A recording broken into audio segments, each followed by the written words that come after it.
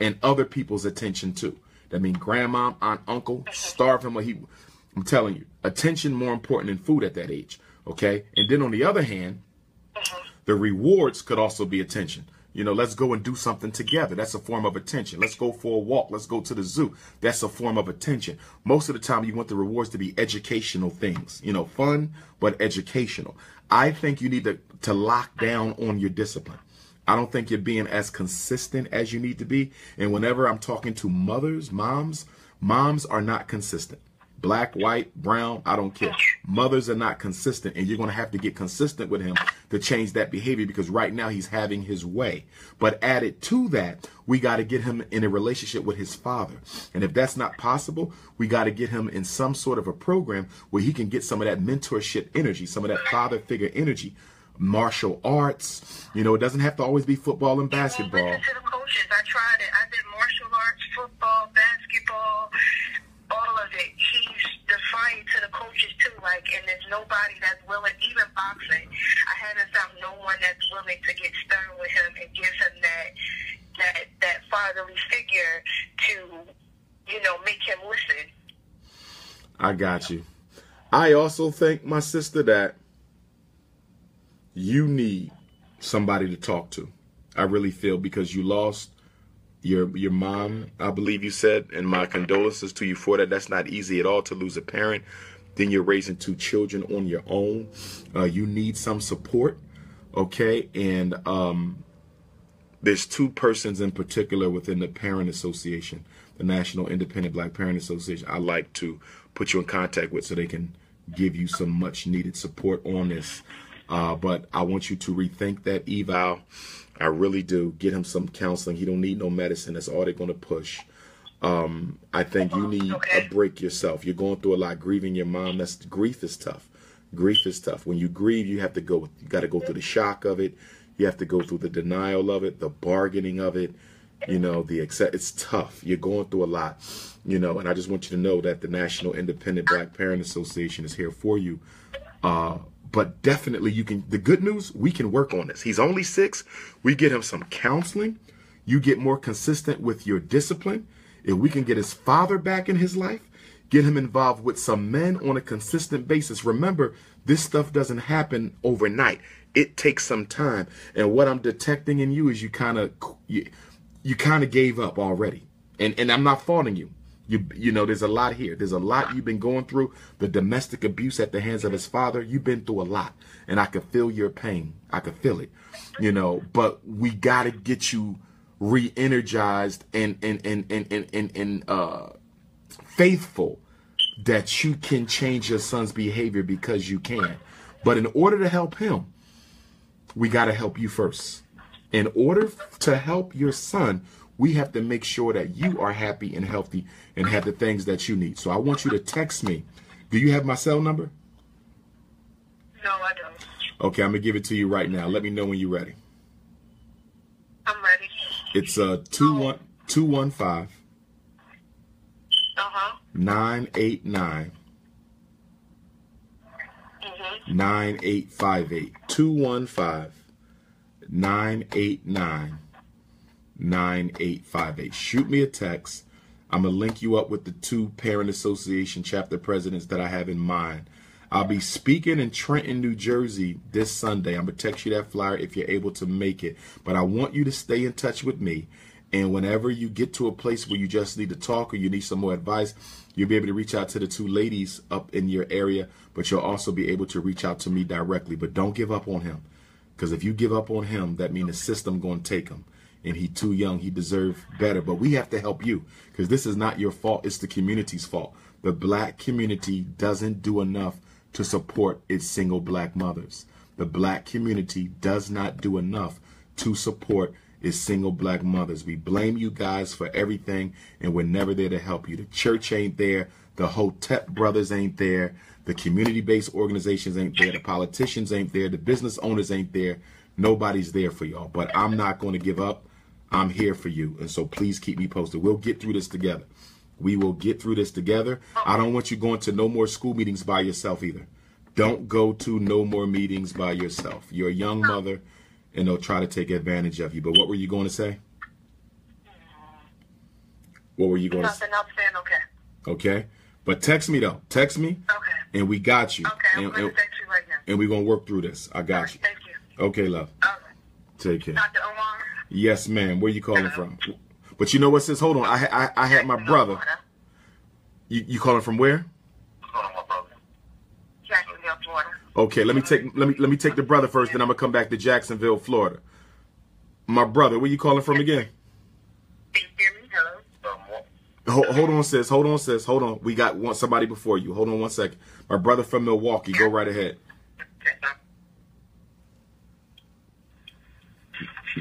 Milwaukee.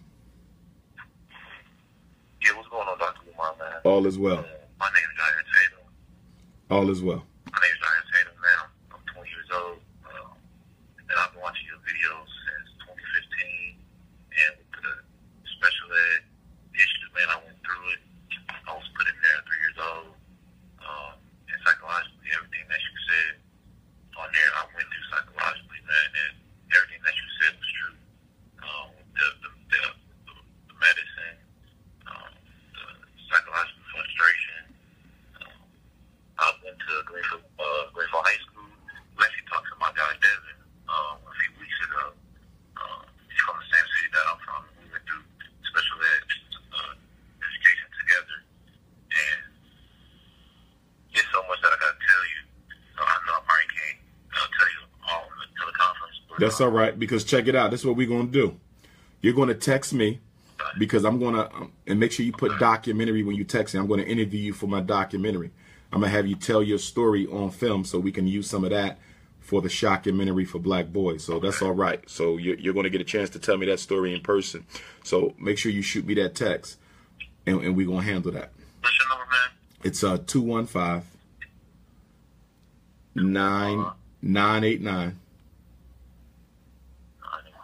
215-989-9858.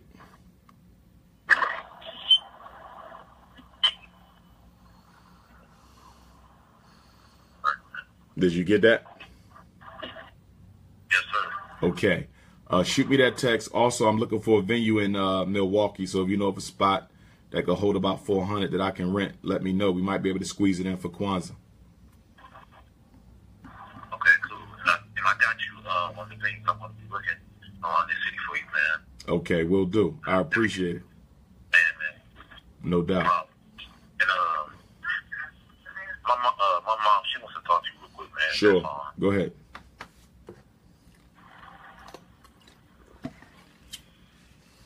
Where's she at? Queen Mother, you there? Well, Yes, ma'am. I am. Talk to me. Yes, no.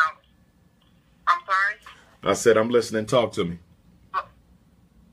Okay, so, Dr. Umar, I don't know too much about you, but I am concerned.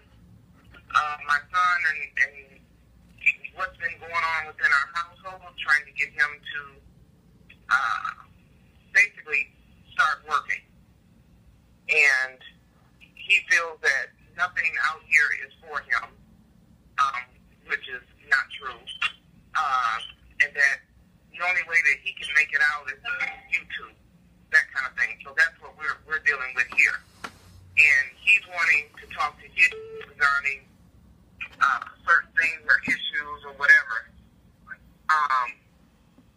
within his life, which we have, as a parent and uncles and aunts and ministers, have talked to him about, but he feels that he needs to speak to you. So my concern is what was told to him, and to be, upfront with him with what he needs to do and not what he wants to hear. You understand what I'm saying? Okay. Okay. I follow you. How old is he now? He's 20. He's 20 years old. This is what we're going to do. This is 20 what we. years old. Go ahead.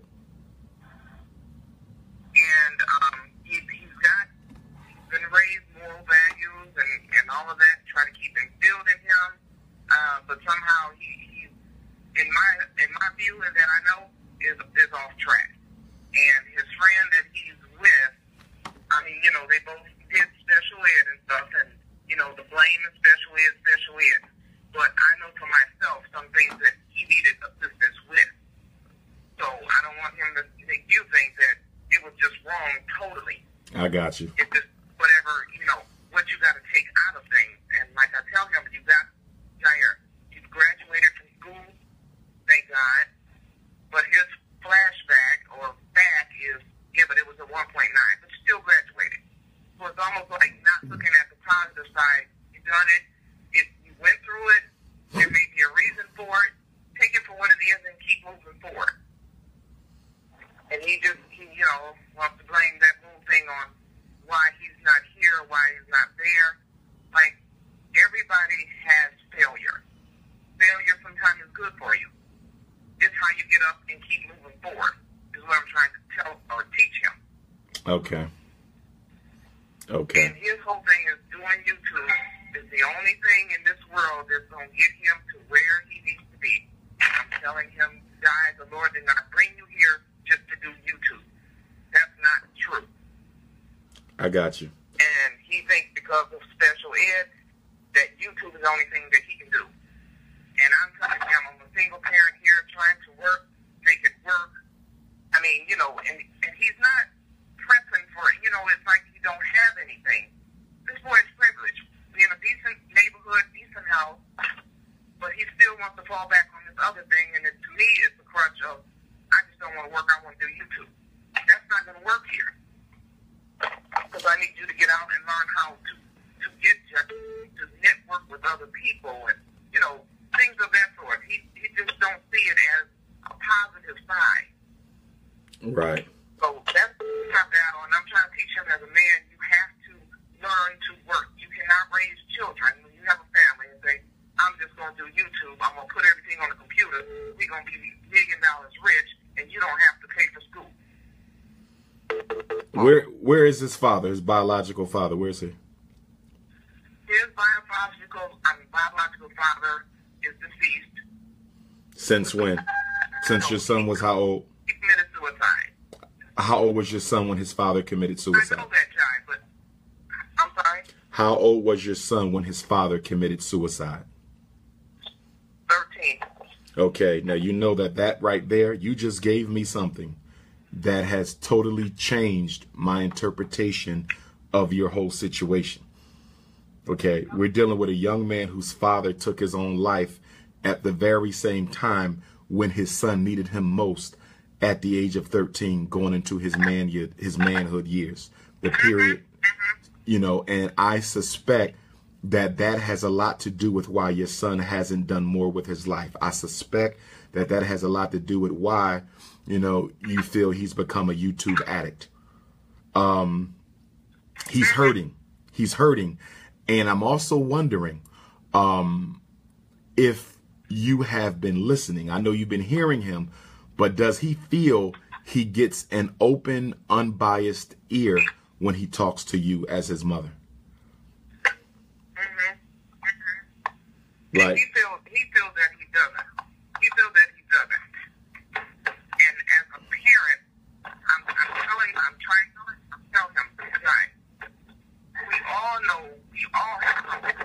Yes, for one thing, had to raise 3 children.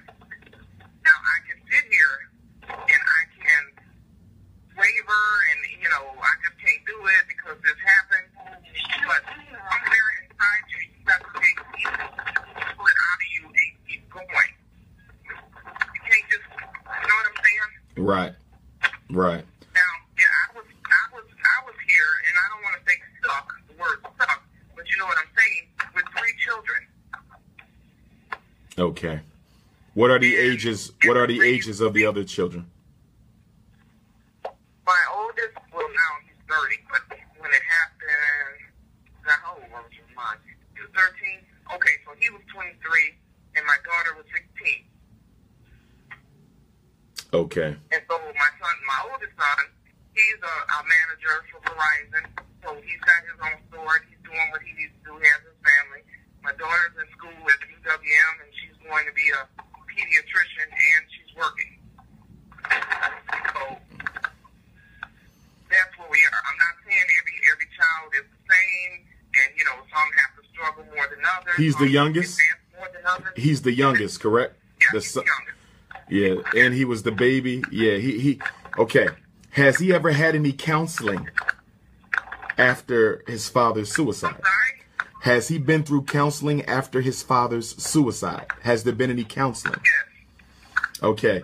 It probably wasn't enough, or it probably wasn't effective. He needs, I think both of you need to go to family counseling together as a group to work on your relationship. But I also think he needs individual counseling as well.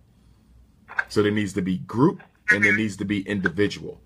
And I have the phone number for the Association of Black Psychologists. If you would like to give that to you, or you could text me for it, or you can write it down now. But I would like you to call them and let them know that I referred you, that you need a psychologist or a therapist in Milwaukee who could work with your son, and just tell him what happened. You know, his father. Hold on just a minute. Sure. Umar, hold on. Sure.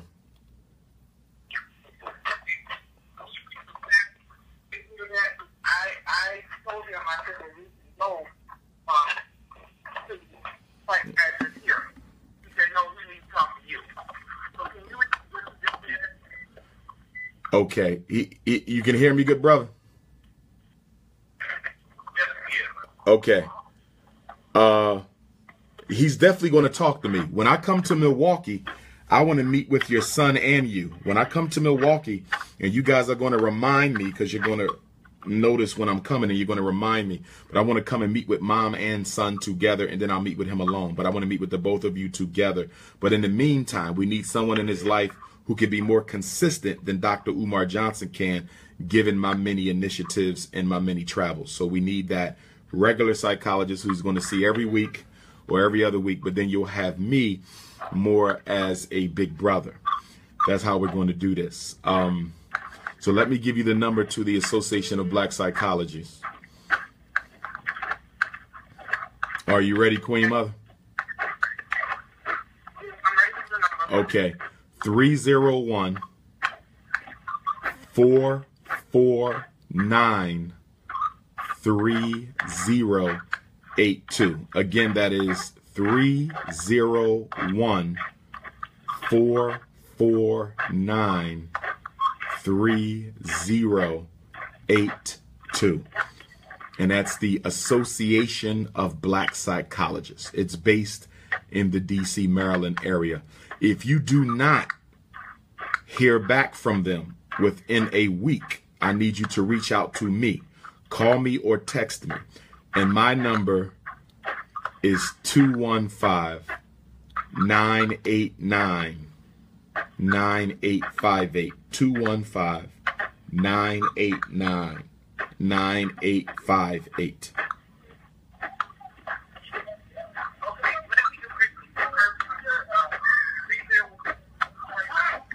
Come closer to the phone, Queen. I can't hear you. I need everybody to mute your phone. I need everybody to mute your phone. I'm hearing children and outside. Please mute the phone because you're disrupting the call.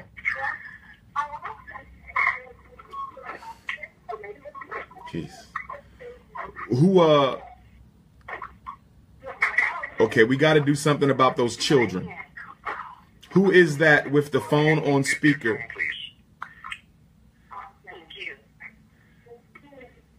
Okay, Queen Mother, go ahead and read that number back to me.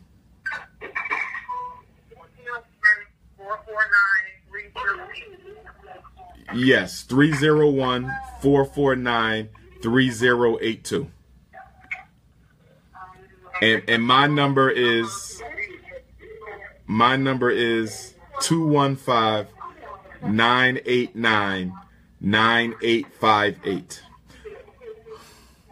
Whoever that is, I need you to hang up. Somebody went into the school with their phone on speaker and you're disrupting my call. Hang the phone up or mute your phone. Somebody's in a school building. Black folks, boy.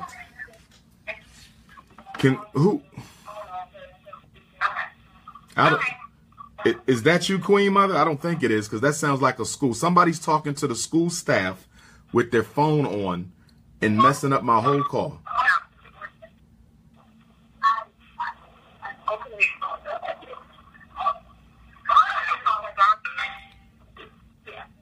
Yes, I'm still here. I'm just trying to see if this person can hang up or put the phone on mute. They might have thought they hung up and didn't. That could be it too. They might have thought they hung up and didn't hang up the phone. Now they got all that noise from the school coming into the call. We got to do better. We got to do better. We are so irresponsible with our behavior. Dr. Umar, is there a star option? There is, let me see something. There is. I just hate when let me see if I can find it. I can't believe somebody did that.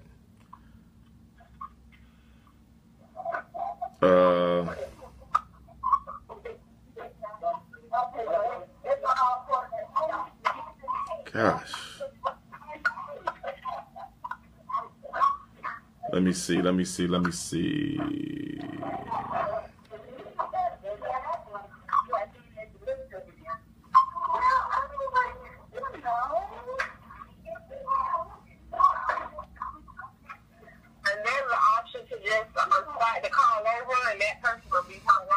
I don't think so. I think they stay on. I'm going to hang up and dial back in, but I think they stay on. If anyone knows what the option is, just tell me what it is. It's free conference call. Everybody hang up and dial back in. No, she'll still be on. I think she'll still be on. Let me see.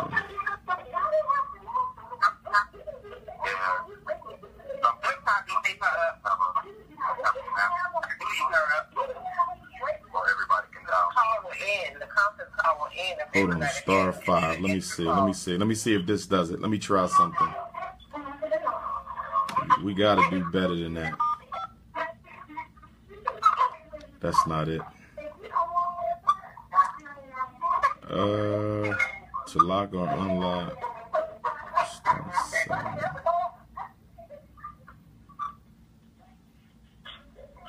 I'm going to hang up and call back in.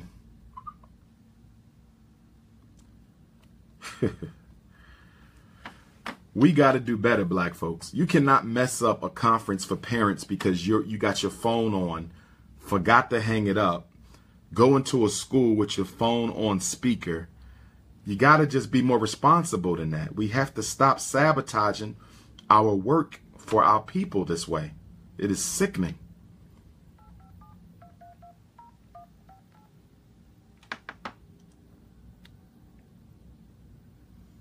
It just shows you how unconcerned we are with what we do to our own people. Welcome to free conference calling. If you are the host, please enter your 4-digit host code. If you are not the host, please press the... We will now connect you to your call. There are 20 attendees in this conference. The host has joined the conference. Okay, we back. Praise the Lord, it's gone. Hopefully that wasn't intentional.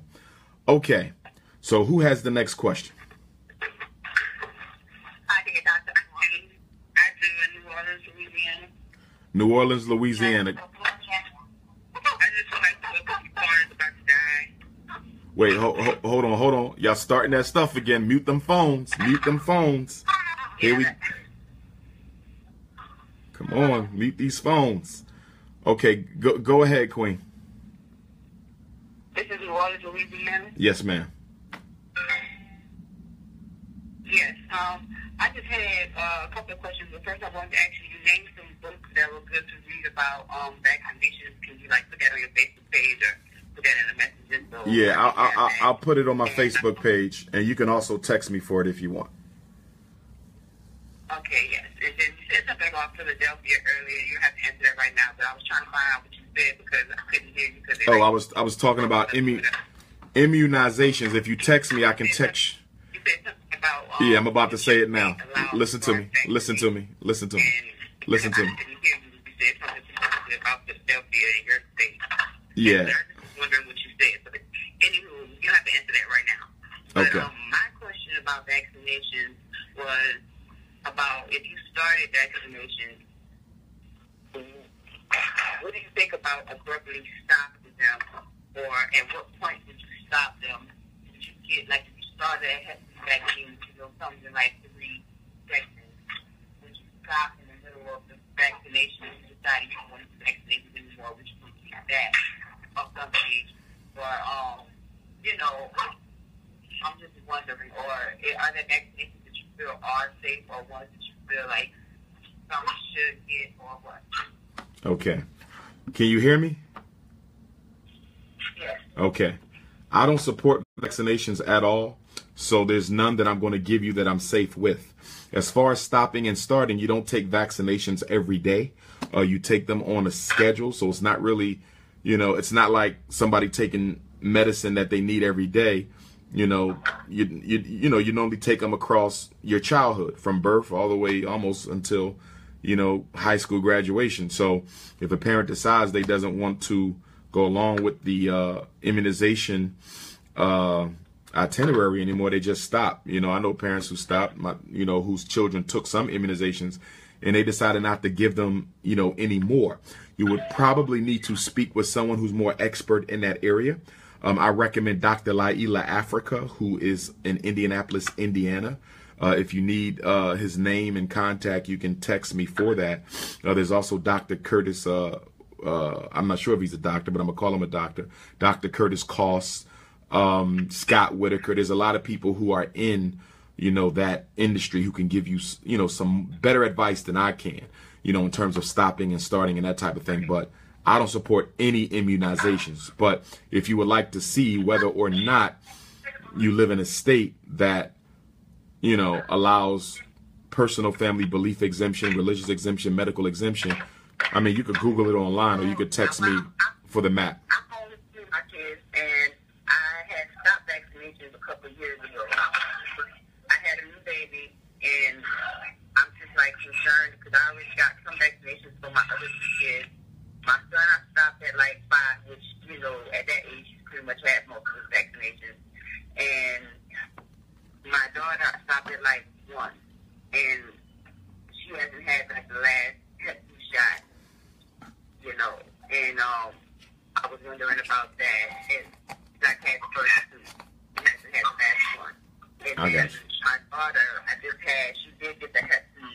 I was going to deny it, and I was kind of like, when I was in labor, I didn't really get a chance to, when they had already, like, had baby and did some things, did the baby, and so they gave her the first Hep B.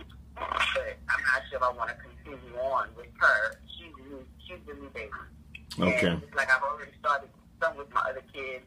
They're fine, my other kids, and, you know, it's just like not, you know, I wasn't sure. You know, yeah. Should I continue? You know, or, you know. Yeah, I got your question. It's a difficult decision because you got people telling you should get vaccinations all the time. And then you got people, you know, I've done my own research and I know what I know about vaccinations, and I've watched a lot of your videos and you speak about vaccinations. And I know what I know, but then there's just so much conflicting information out there about, you know, vaccinations and why you should get them. And, that's what I wanted to say, too. I was in nursing school, and you know, with nursing school, you're required to have certain vaccinations. And so they were requiring me to get, like, I had to get the Hep B again because I was no longer immune. You know, and a couple, like another shot or whatever. You know, and it's just like, I don't agree with that. And it's like, no way to get in nursing school if you don't get your immunization. You know? And so it's like, you know, I had to deal with that myself, and then coming into having my baby and then having to deal with her vaccinations. You know, it's like, I don't really know. You know, it's like nurses forces it kind of, and they're like, the profession supports vaccinations as a whole. You know. Right. Let me cut you for the sake of time. And so, you know, I kind of had to step back from nursing school because it's so conflicting with what I believe in, but I really want to go to nursing school, of course. And it's like, it's so conflicting with what I'm doing with my family. Like I said, I stopped vaccination a couple years ago, vegetarian, stuff like that. And it's just very difficult, you know. I got you. Okay. Yes. Text me, and I'll text you the names of some people you can speak with about those vaccinations. All right, my sister? Okay. Okay. All right. Thank you. No problem. Thank you. Dr. Umar. Yes, ma'am. And please list those books, too. Say that again? Those books. List those books. Text me for the books. I don't need to say them. I could just text them to you. You have my number? I have it. I believe it's somewhere on the Facebook page. I can find it. I give it to you now. It's 215-989. 215. Wait a second. I'm typing it. 215. 989-9858. 989. 9858. Yes, ma'am. Okay. Thank you so much. Okay. Thank you. Thank you. Everybody mute your phones, please. Please mute those phones. Mute your phones. Yes, ma'am. Where you calling from? Jacksonville, Florida. Florida. Oh, where at in Florida? Jacksonville. Jacksonville. Go right ahead. Okay, in regards to immunizations, my son is 17, so of course he's had all these shots. I've just become, wise about immunizations here recently. So he's getting ready to start college in January. And I was looking over the requirements and everything, looking over the fine print. And I was wanting to know, because you said personal belief, you used that particular term. So as I was looking at it, because it said he had to have the meningitis shot, if you were under 22, and they had to have it before January. I just noticed a couple of days ago. But it says the student is not required to submit evidence of receiving the vaccination if an affidavit signed by the student stating that the student declines the vaccination for reasons of conscience, including a religious belief. So reasons of conscience, would that be personal belief? Yes. Okay. That's what I wanted to know. Yes, there's a lot of students in college All right. all across the country who are not immunized. So yes, he wouldn't have, if it's a public university, yes, he can do the affidavit, the letter, with the notarization, and he'll be good. Okay, then. That's what I needed to know. No problem. Thank you. Thank you. Thank you. Next question.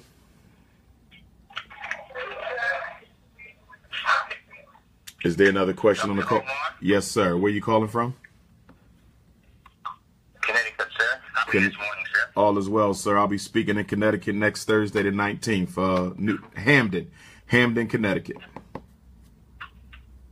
Yeah, I don't know if I'll be there, sir. I'd love to be there. I don't have to rub it down for a family issue, but Understood. if I can, I'd love to be there. No problem. If it's possible, can I just express something to you, sir? Sure.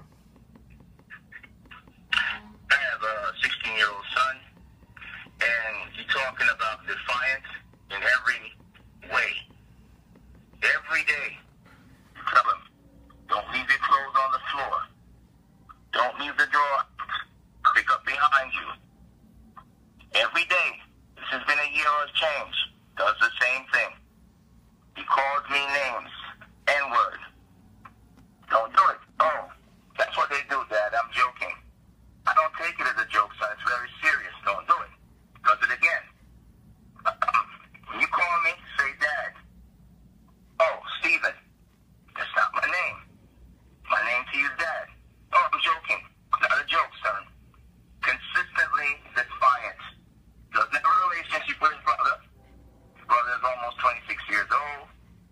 No relationship. His brother, very quiet. Mostly to himself. I don't know what else to do with this kid. We give him love from he was small. I say, listen, son, black men are an endangered species. I'm trying to save your life. You know nothing about the ghetto. I grew up in the ghetto, and I survived the ghetto. You have no clue what the ghetto is. You're living in Connecticut, in the suburbs. Hey, I don't know what else to do with this kid. Okay. Where is the mom? Is she in the house with you guys? Mom is here. We work with him from day one. Family. Grew up in a family, mother and father. There's a reason for that. How long has this been going on? I would say, doctor, within, say, a year and a half, drastic change in a year and a half. Funny enough, in school, it's minimum disruption. You know, yes, they have some complaints about him coming in late, but a lot of people say, oh, this kid is a great kid. He's so respectful. You should be proud of him. Well, okay. At home, it's a different world. How does the mother see it?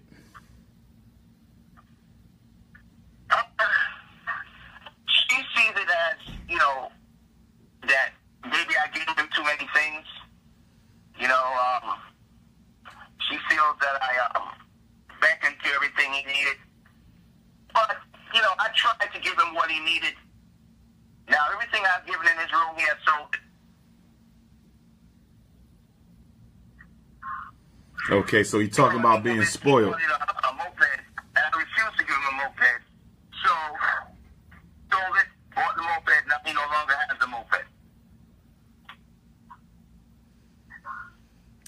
Okay, so he's been spoiled, you would say. I'd say, in a degree, I would take some responsibility of giving him everything that he needed, especially when he was younger, growing up. I cut back within the last, I would say, last 2 years. Yes, sir. Okay. And also... I take some responsibility for that. Okay. How many other siblings in the family? Just his big brother. His brother is, like I say, almost 26. Okay, so he's real. Okay, he's the baby. He's the only one in the home now as a sibling. Yeah, I think he may have been spoiled there. Also, somewhere in your relationship, you and your son, was there any ruptures? Did anything go wrong? Even anything between you and mom, particularly, that he doesn't like? Sometimes I've seen situations where the son can kind of turn, you know, villainous against the dad if you feel that dad ain't treating mom right, or were you out of the family for a while? It seems as if he has a grudge with you for some reason. Nothing like that. Family been solid. I mean, I think none Okay, of that. so it's not that. His brother, like I said, doesn't communicate with him. Okay. And his brother doesn't communicate that much, period. His brother's very quiet. Okay. Okay. I mean, it could be a pure issue of him beginning to smell himself, figuratively speaking, and you might have to check him. I mean, it could be a thing where he wants to be like everybody else in the hood. He's trying to, you know, become that gangster, if you would. And you may just have to put him in his place. It could purely be that. It's just that from a psychological standpoint, I try to look at some of the other variables that could go into it, because it's normally not that simple. Most of the time, it's normally just not that simple, but it could be. It could very well be, you know, that he's in them teenage years where he's trying out different identities and he's seeing friends who get away with disrespecting their parents and he's trying to try it himself.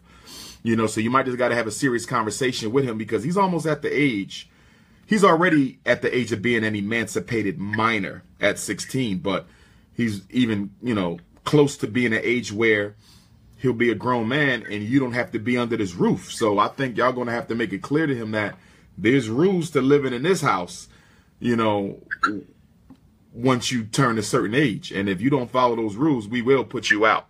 So it might be time for that conversation. I hope it isn't, but sometimes you do have to give that tough conversation.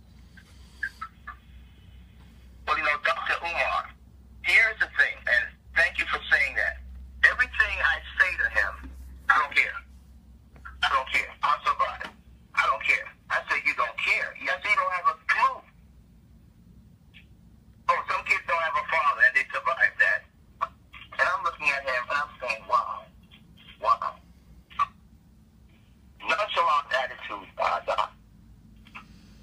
And you said it started a year and a half ago.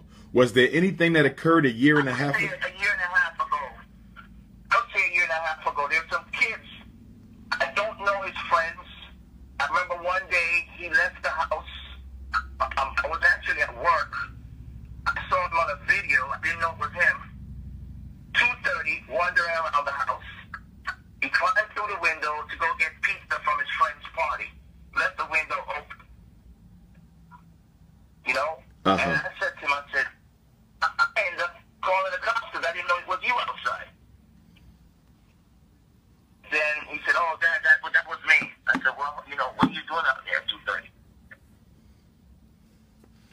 Okay. So, I mean, just things that, I mean, it's just so abstract when intelligent. He's a highly intelligent child, not because he's my kid, but his grades is not reflecting that, even though he's so intelligent. Now, how's he doing in school? Is he struggling in school, or he doing okay? No, sir. Not with the level of intelligence that he has. No, he should be an A student on the dean's list. Even the teachers have said it. Now he doesn't want me to come to the school. When there's a teacher's meeting, he doesn't sign up, so I don't know. Okay. Okay. But he could be on the dean's list if he applied himself. And the teachers have said that. They say he's a brilliant boy if he just applied. He's given just the basic minimum. Right now he's all in, 60, 66, 70. He's still passing. I said, that's not acceptable to me, son. Right. You want the best, but that's not acceptable to your dad and your mom. Oh, I'm passing. Now, let me ask you another Everything question. is just nonchalant. I got you. Your relationship with him, is there any opportunity for the two of you guys to just hang out? Like, yes, do y'all spend time together, you and your son? Or is the relationship purely about him needing to do what he needs to do as a child? Like, is there any, fun to the relationship between you guys? Or if I was to ask him, what is the problem with your dad? Would he potentially say that it's just all criticism? I only hear from him when I'm doing something wrong. Like, are you guys have y'all built a relationship outside of you needing to be the disciplinarian?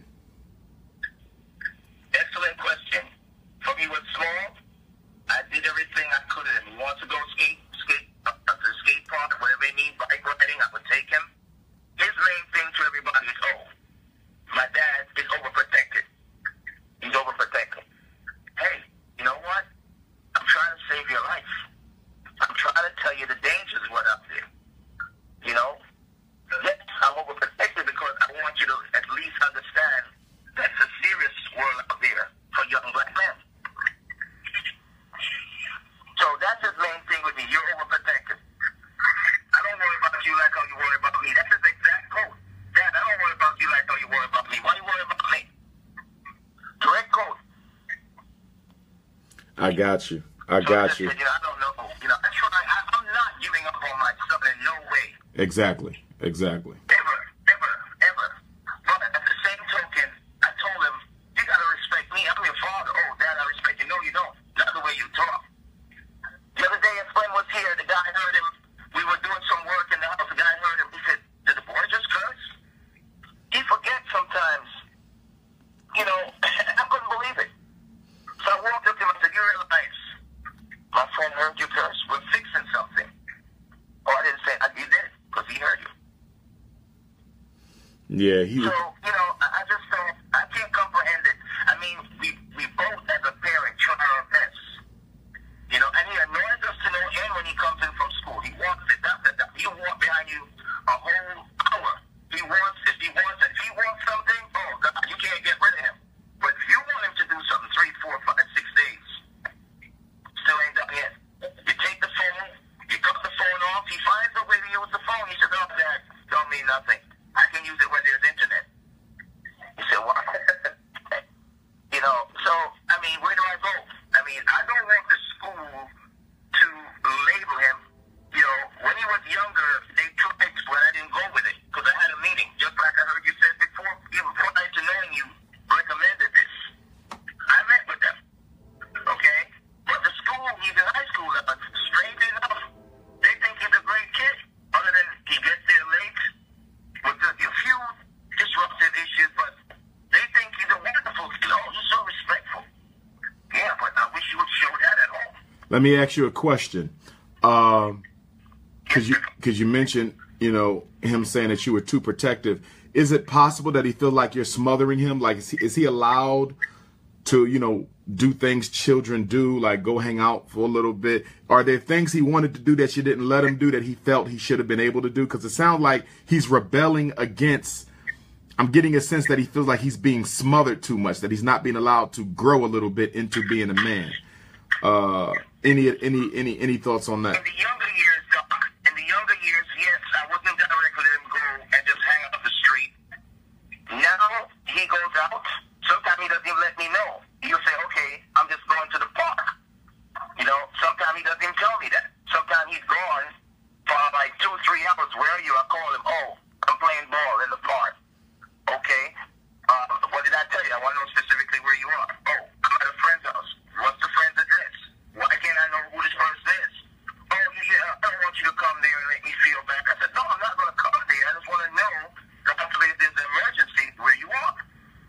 Right. I think I need some counseling, a couple sessions of family counseling. I think, to have that person in the middle, be that mediator in a safe, comfortable environment where he feels like he can speak without being cut off. You feel you can speak without being cut off. That's what I think. I just think that the two of you are missing each other, but I think we can rectify it, and we want to do it now before it gets out of hand, because I would hate for it to get to a point where you feel you have no other choice, but to physically put him in his place, and we don't want that. So I think it's time for that dialogue. If you would like, I could give you the Association of Black Psychologists referral number, and they would be able to refer someone who could, work with you guys. And again, it might only take a couple of meetings, but I think the two of you need it. I think he probably just needs some alone as well, a couple sessions with himself. And I think mom should be involved as well. I think that the mother should probably be involved in some of the sessions, because she's that outside person looking at that relationship who can probably shed some light on it, so the therapist will know exactly, what to target in the conversation. May I say something, though? Sure. I mentioned to him this about 3 months ago. I said, I'd like you to go and talk to a counselor with me. He said, no, I don't want to speak to no idiots. Just like that.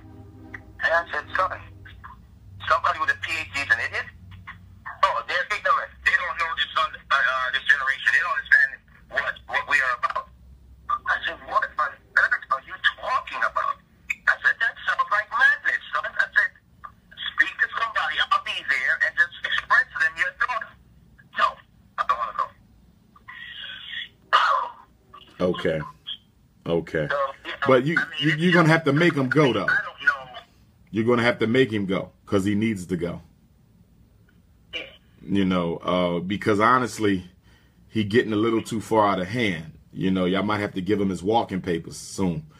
I would make that a condition. Listen, son, if you stand under this roof, you're going to have to go to these meetings. He shouldn't have a choice in that regard. Y'all going to have to make him go. Yeah, no more asking. You're going to have to demand. You're going to have to tell him. And, it's funny. Like he said, I'm not going to be like my brother. I'm not going to be in the house. By 18, I'm gone. I said, well, I'd like you to go in the military. Maybe you'll get some guidance there. Oh, no. I'm going to be rich. I said, how are you going to be rich? I said, that's a good idea, but I'll be rich. I said, okay. I said, this is what I'm trying to guide you. So, if you do become rich, I'm glad that you feel you're going to be rich, that you even have some guidance and some respect, and not be deceitful, because deception in any business, you won't last long, son. Right. I said, nobody's going to trust you if you can't keep your word. I said, Mom and I tell you things for days, for weeks, for months, years. Still do the same thing. Now, if you get into business and you can't be trusted, you will not last as a business person. So, you take it from there. Right. But, it's just that he doesn't keep his word. He expects you to keep your word. And every day you tell him, why is the drawer open? I told you that last night. Don't need to have the drawer open. And the craziest thing is that he goes in the living room of all places to get dressed. He leaves his bedroom and down the living room to get dressed. He has everything laid out in his living room. I said, what on earth are you doing in the living room and the dining room area? That's off limits. Right. Okay? And he's down there getting dressed. To me, it's insanity. I couldn't go in the living room and dining room. I got you. Let me suggest this as well. Maybe me and him need to have a conversation. Ask if he's interested in speaking with Dr. Umar. And if he is, send me a text message, and I'd like to talk to him just to get his perspective on things as well. Do you have my cell number, brother? Yes, sir. I certainly do. Talk to him and see. Definitely tell him that when he comes in from school. Yeah, and he can text me himself. Tell him he can text me himself. Yes, sir. Yes, sir. You can tell him he can text me himself. You spoke to my dad. He called in today. We're from Connecticut. I'll remember who it is, and I'll hit him up, and me and him can rap a little bit. Yes, sir. All right. I'd love to hear what he would tell you if he'd be willing. Definitely. We're going to do that. Make sure he does that, and after I talk with him, you and I will conversate again. Yes. Okay. I will tell him, give him your number and hear if he's willing to do it. I don't know, Doc, if he's going to do it, but I'd love for him to do it. do it. Yeah, give it a shot. Give it a shot. If he doesn't, let me know. Yes, sir. I'd like to thank you for your time. This is just wonderful that you extend this to our people. I really appreciate this. Thank you, sir. Thanks a lot, Barbara. Thanks a lot. We're gonna get it worked out. Thank you, doctor. All right now. I'm humbly appreciative, sir. I mean that sincerely. You know, because a lot of people don't get back when they get to the level. Yes, at the sir. top of the ladder. They don't get back. True. Very true. Very true. Appreciate you. Appreciate you. All right now. Peace and love. Thank you, sir. Thank you. Is there another question on the call this morning? Yes, sir. Where you calling from, my brother? I'm calling from Fort Lauderdale, Florida. You were just down here not too long ago. Yes, sir. And I'll be coming back down there probably next week. There's a school for sale in Fort Lauderdale that I'm going to be visiting within the next week. But go right ahead, my brother. Oh, that's cool. I would like to know actually where that's around. Yeah. Okay. I'm a new parent, and I'm not sure on how should I get involved with the PTA and committee board meeting, because they got a school fundraiser for the PTA, which I'm not involved in, and I'm not sure how I should go about this. Should I really be involved in the PTA like that? Because I'm off during the morning, but I take care of two other of my kids, and while my I'm gonna say the mother of my kids goes to work during the morning, and I take care of the two before she gets here. So I'm not sure how would I schedule that should I even be participating in the PTA period? I think you should, because we should always know what's going on with our children. However, your participation in the PTA should not replace the need for you and the other parents in that school district to organize to fight for change. Understand something. The PTA to the public school is what the black politician is to the white power structure. It's what the NAACP is to the U.S. government. It is not there to really help our children or our parents.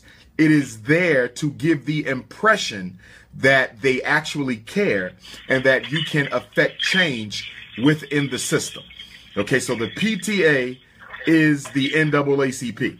And and not to knock the NAACP, they've done some good things, but that's not an organization founded by us. The NAACP is a white organization that they use to control the progress of black people. The Parent Teacher Association is a white organization that they use to control, how much change they're going to allow black parents to make. So I think you should be there for the information, to be the spook who sat by the door. Okay. But then y'all still need to organize outside of that with the National Independent Black Parent Association.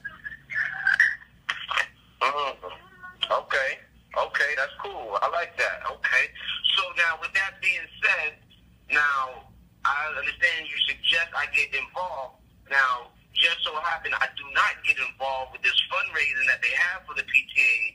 Should I have my kid even participate in it if there's no involvement, since it's a white organization and collecting funds and the donation helping sell donuts? If I'm not a part of it, I don't think I should even help fundraise, right? Well, it depends. It depends. What are they raising money for? If it's it doesn't say nothing. I would have to find that out. I would have to find if I think it's like if they're raising money for the kids to do something. Okay, what's all this background noise? A lot of background noise. Mute your phones. Mute your phones. Too much static. Mute your phones. Is that you, my brother? What's all that noise? No, that's not me. That's not you. Okay, I got you. Okay. That's not me. I need somebody to mute their phone. Too much feedback. Come on, y'all. Mute them phones. Somebody getting out their car. Don't have the phone muted. We in trouble. somebody is in the car with the door open and wouldn't. Come on, y'all, mute the phones now. But I would find out what the fundraiser is for. In other words, you're not going to use my child as no money dummy. My child is not no money dummy, because sometimes you got schools who use the children as money dummies. A fundraiser for this, a fundraiser for that, and then you have to step back and say, wait a minute, don't you get money in your school budget for this? Why is my child out here raising money for something that you get that is itemized in your budget?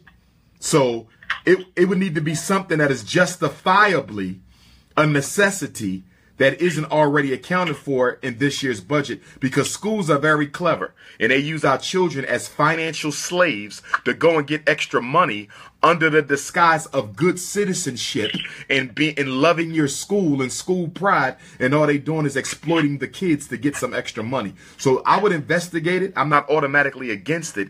It would depend on what they're doing.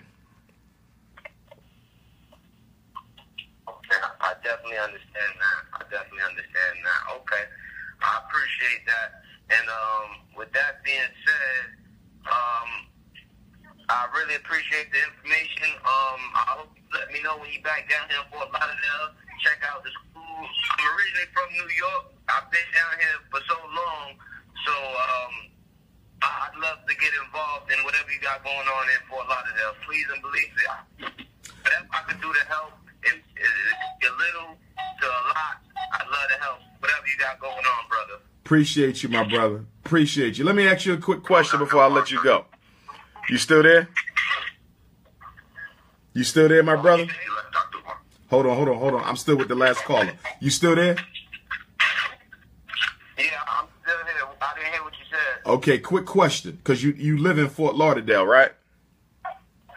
That is correct. Okay.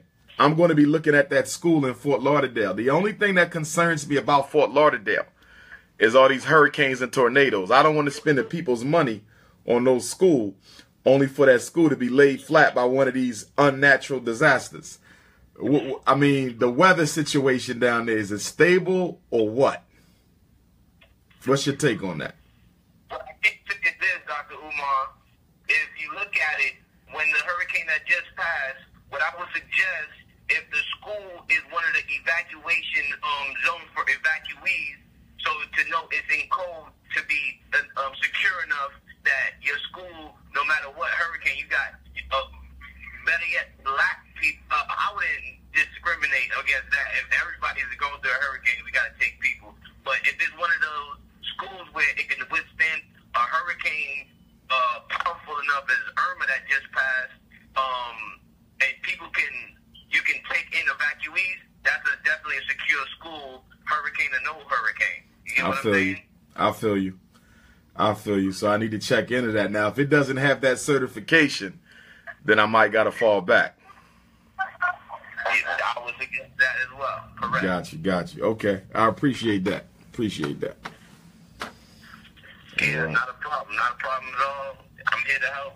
Whatever you got going on, I'm a new parent, so I'm gonna be on this line quite well. Hopefully not a lot. I wouldn't be needing help. Hopefully it's easy breezy, but I'm prepared for the words with you, man. Got you. Appreciate you, bro. Yeah, no doubt, bro. All right, no problem. All right now. Sir. Yes, sir. Where you calling from? From Connecticut. Connecticut. I'll be there next Thursday. Go right ahead. Yes, sir. I'm going to try to make it to there. Go right ahead with your question. Yeah. My name is Jay Carter. I'm actually from Connecticut. Huge fan of yours. Huge follower of yours. I'm actually 30 years old. I'm married to a black woman the last 6 years. I'm actually a college football coach. All right. And after listening to you the last few years, it's really awakening me to a lot of things and how effective am I truly being for my black Africans.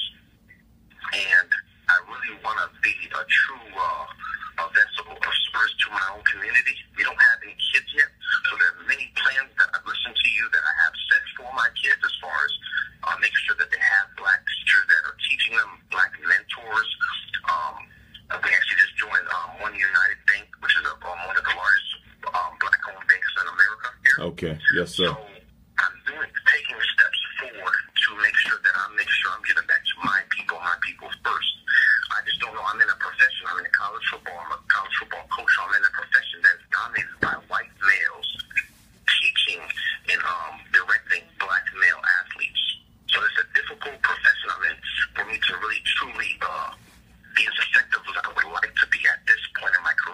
But as my career's on the rise, I would just like to kind of see if you have any tips on how to navigate that and how I can be of service to my community within the profession I'm in.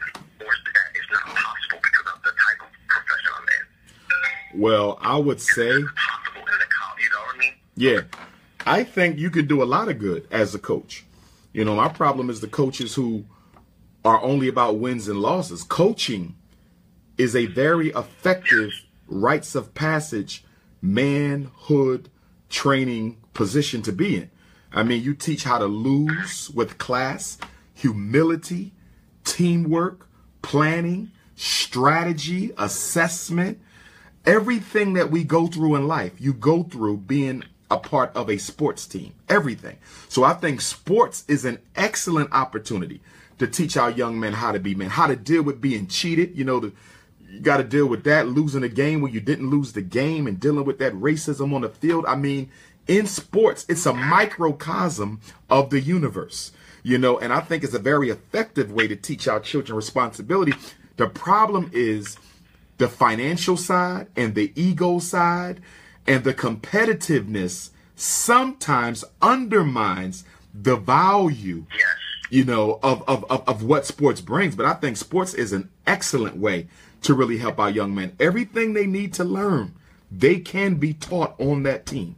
Everything. It's all about the coach and whether his priorities are in line. Nothing wrong with winning, nothing wrong with competition. That's a part of life too.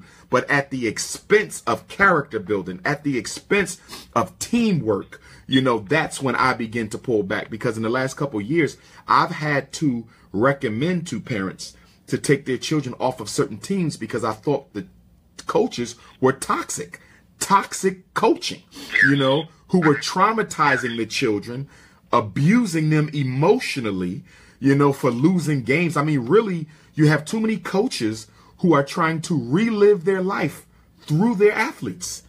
You know, he's not you. This young man is not you. You cannot burden him with the obligation of winning because you lost. You know, because you lost the state championship, you cannot make it the be all and end all of these young men's careers to win the state championship. You know, if they lose, they lose. That's all right. At least they tried. But to berate them and belittle them and negatively criticize them because they could not achieve something for you that you couldn't do for yourself is unfair.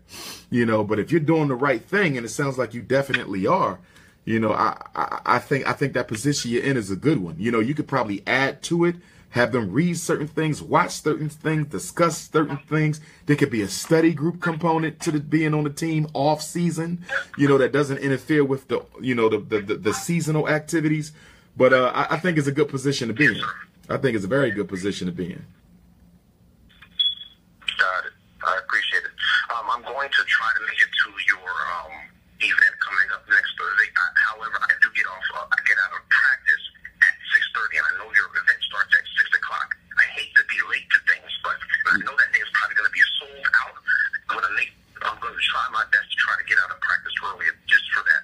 Yeah, and I think you'll be fine because even though we say we get started at 6, we usually get started closer to 6:30, 7 o'clock. So I think you'll be fine. And you can get the tickets at the door or online. Now, online, they're $20 for all of my events. At the door, they're $30. And it's free for children 17 and younger. So if you're able to bring your boys on the team, you know, consider that as well because there's no fee for 17 and younger. Got it.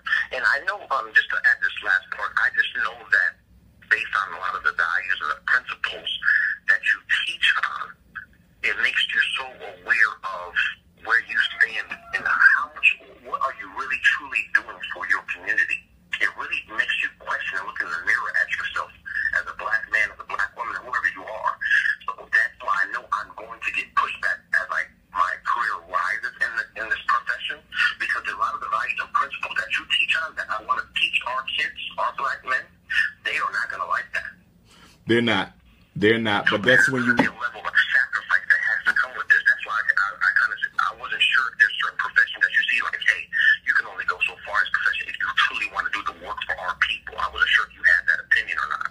Right. If you truly want to do the work for our people, there's certain professions that you may not be able to truly rise or be successful in because of That's true too. Is that the case, or is it really not the case? I don't really know. But it's just... Yeah, it is the case, and it also is not the case. It's both, because, you know, you can only go so far, but at the same time, we do need people in those systems because our children are there. You know, if all black teachers quit the public school system and most black children go to public school, where does that leave our children? If all black coaches stop coaching at the white schools because they're racist, where does that leave the black kids who go to those white schools? You know, so I'm very much, you know, a proponent of independent institutions, but at the same time, I'm very much a proponent of making sure that we have people there to protect our children. I remember I was at this one school, and I was assistant principal at this charter school, and I was going to leave, and all the teachers like, "We leaving with you." I said, "I can't." And they said, "Why?" I said, "Because if everybody leaves, who's going to protect these children?" I said, "The minute I leave, they're going to try to suspend half those boys because I kept them from suspending and expelling a lot of the black kids. I wouldn't do it. But I knew once I resigned, that's exactly what they were going to do. So I told the teachers, I said, some of y'all have to stay here because if we all leave, you know they're going to expel those boys. If you don't have no black people here to put up a fight for our kids, they're done. So until we have enough independent schools and institutions to look out for our children, some of us have to stay there and fight while the others build on the outside." Got it. Thank you, my brother. I appreciate that. No problem. No problem. Thank you. Is there another question on the call? Hi. I just came. Where are you calling from, sister? I'm from South Carolina, but I'm originally from Philadelphia. You from Philly? You in South Carolina? Where at in South Carolina? Columbia. I was trying to do Columbia for Kwanzaa. I was trying to do Columbia, South Carolina for Kwanzaa. It's not going to work for Kwanzaa, but it is going to work for either January or Black History Month. So Dr. Umar will be speaking in Columbia. First time. I was there once before, but it was a small event. So it'll really be my first time in Columbia, South Carolina, and that's going to either be January or February. Okay, that'll be great. I look forward to that. I forget how I just brought your attention, but I admire the stuff that you talk about our young black men and females. And I listen to you a lot. I even put my daughters on listening to you. And I'm one of those females, and I don't remember the exact YouTube I watched with you about if we reach out to our kids instead of having, you know, the Caucasian people reach out to take care of our own kids. I'll just say this, not to be long-winded. My mother and I encountered some children because I'm a preschool teacher. And they're no relation. And we take to the 6 of them. And we take care of them 3 boys and 3 girls. The mother, I'm not going to say she doesn't love her children. I know she does. She's just not mentally capable of taking care of her children. Her mother and I befriended each other because we worked together. So,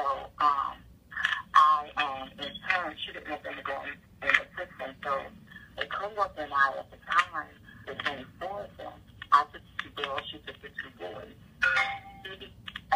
The mother was pregnant at the time with the 5th child, which is a girl, and she asked me to take her. Not thinking at the time I could have, yes, and the 6 weeks I couldn't stay out of work. So my mother was retired, you know, stepped in so she was home, and she took her for 6 weeks, and then she didn't want to give her back. So I, you know, didn't make a big fuss because my mother, like I said, she was retired, and all of us are grown, so we're no longer home. So then the young lady got pregnant again with the 6th child. And she kept asking me to put our kids on. And I was like, you know, asking, what are you doing? Why are you, you know, having children? But again, you know, I was like, I felt some type of way because I do not want him to, you know, wind up going in the system, you know, and leave out the other 5. So I took him to in turn. So now Your phone is a little blurry, Queen. Your phone is blurry. I apologize. Can you hear me now? Yeah, you're a little better now. Can you hear me now? Yes. Okay. So now the young lady that took the two boys, she became pregnant, and she could no longer care for them. So my mother stepped in, and she took the two boys. So now my mom has the two boys, and the little girl, and I have the two oldest girls and the little boys. Okay. The system, the DSS system down here, one of the statements they made was that she had been in the system too long in the first place. And I don't know if you recall, but a few years back, DSS had got a big backlash in here because they, in 2 to 3 years, over 400 kids had passed away in their care. So they had a big thing about that. So eventually, in 2015, they took their hands and washed their hands of her and took her out the system. And they was, because she wasn't complying with the things that she needed to do as far as getting her kids back, which she wasn't. I can vouch for because I tried to help her myself. So when they took their hands out of it, they totally took their hands out of it. Like they offered no assistance or anything. Mind you, my mother and I never, since we had those, and we've had them for 5 years now, we pay for these kids out of our own pockets. The only thing that we get is food stamps and medical assistance to them. Yes. So they totally washed the hands of the children. And so now, last year, my mom took ill. She had a massive stroke. So now I care for my mother as well.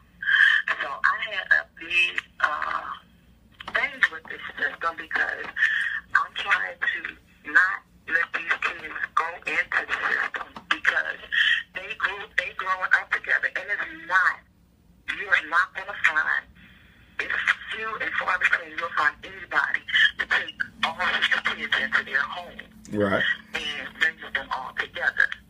That's not, and especially out of their own pockets. That's never ever. That's rare that you'll find that. And I'm not saying that the kudos pat myself on the back, but this is what I was telling the DSS worker yesterday when I was talking to her. Yesterday when I was talking to her because I had a hard time getting somebody to come and talk to me because they felt like because the case was closed, basically, what am I doing here? And I told them, I said, well, one thing I had thought about moving out of state because my mom, the services that she gets down here is minimal compared to me taking her back home to get the services.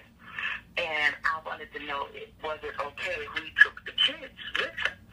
So which they told us, yes, there's nothing in there that said that we could. And I said, well, yes, it did. I said, we were told in the report that if we moved, we had to come and talk to y'all before we did so. And that's what I'm doing.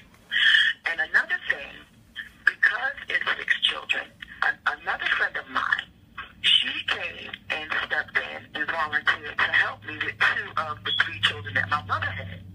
Now, there's also a clause in the court document that says that there should be no third party to help. But again, we're trying to keep the kids out the system because we know it takes a village to raise the kids. And I grew up in the old school. My grandmother's house had always been open to whoever needed a place to stay. My mother's house has always been like that. And I'm like the 3rd generation, and that's how I am.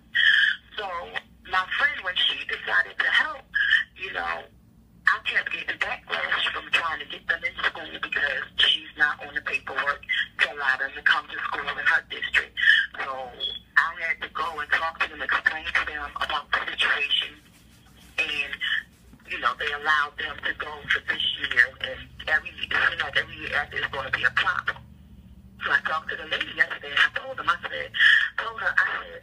don't see why y'all are giving, I'm getting such a hard time with getting these children what they need when y'all know that y'all would be coming out of y'all pocket even more if they were in the system.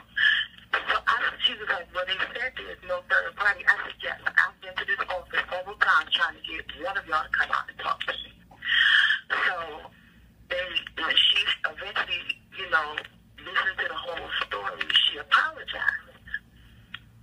said to her, I said, it should not be this hard for me to try to take. I said, I'm already struggling taking care of these 6 kids and my mother.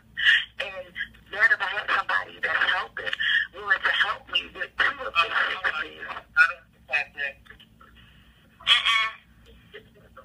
Is that your phone, Queen? Who's that interrupting? I'm sorry. Okay.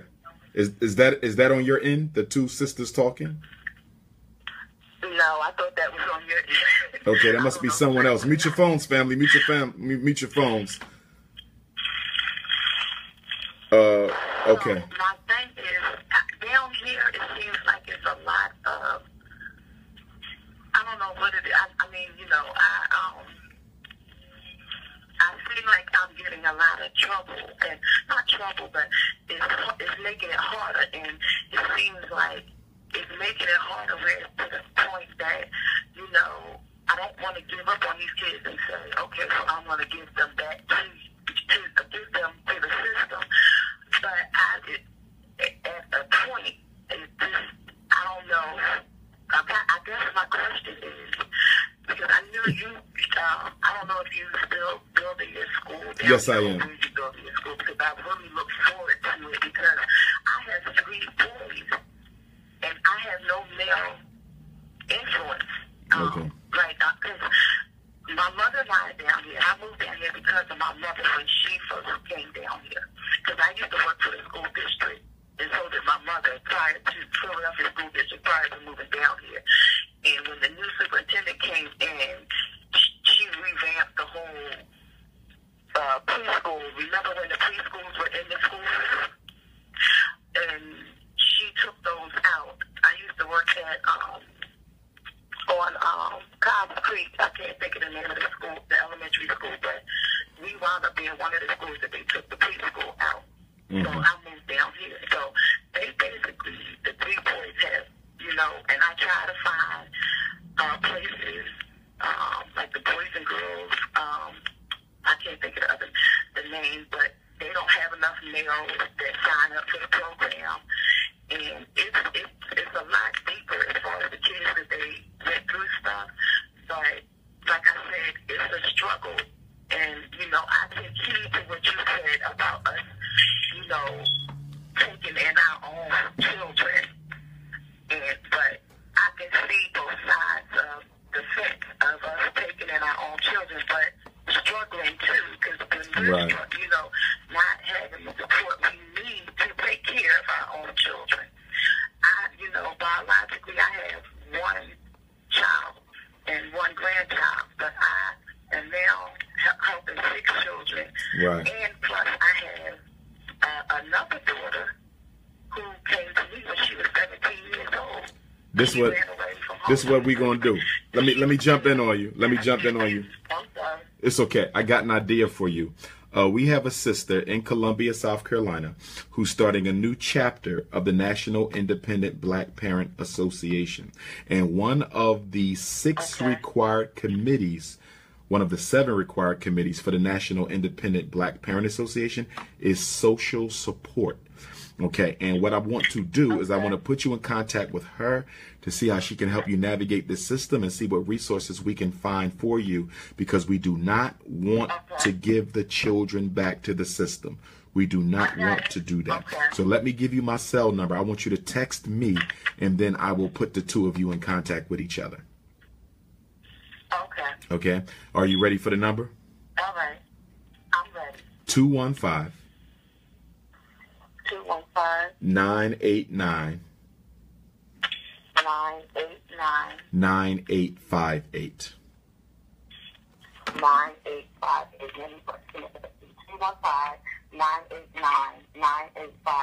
Yes, ma'am. Okay. So shoot me a text. Remind me you're the parent from Columbia, South Carolina, who's raising some of your nieces and nephews. Say that again. I'm sorry. Remind me you're the parent from Columbia, South Carolina, who's raising some of your nieces and nephews, because they're relatives of yours, correct? They're children that you're raising? No. Oh, they're not relatives. Okay. No, okay. I commend you for that. I commend you for that. I really commend you for that.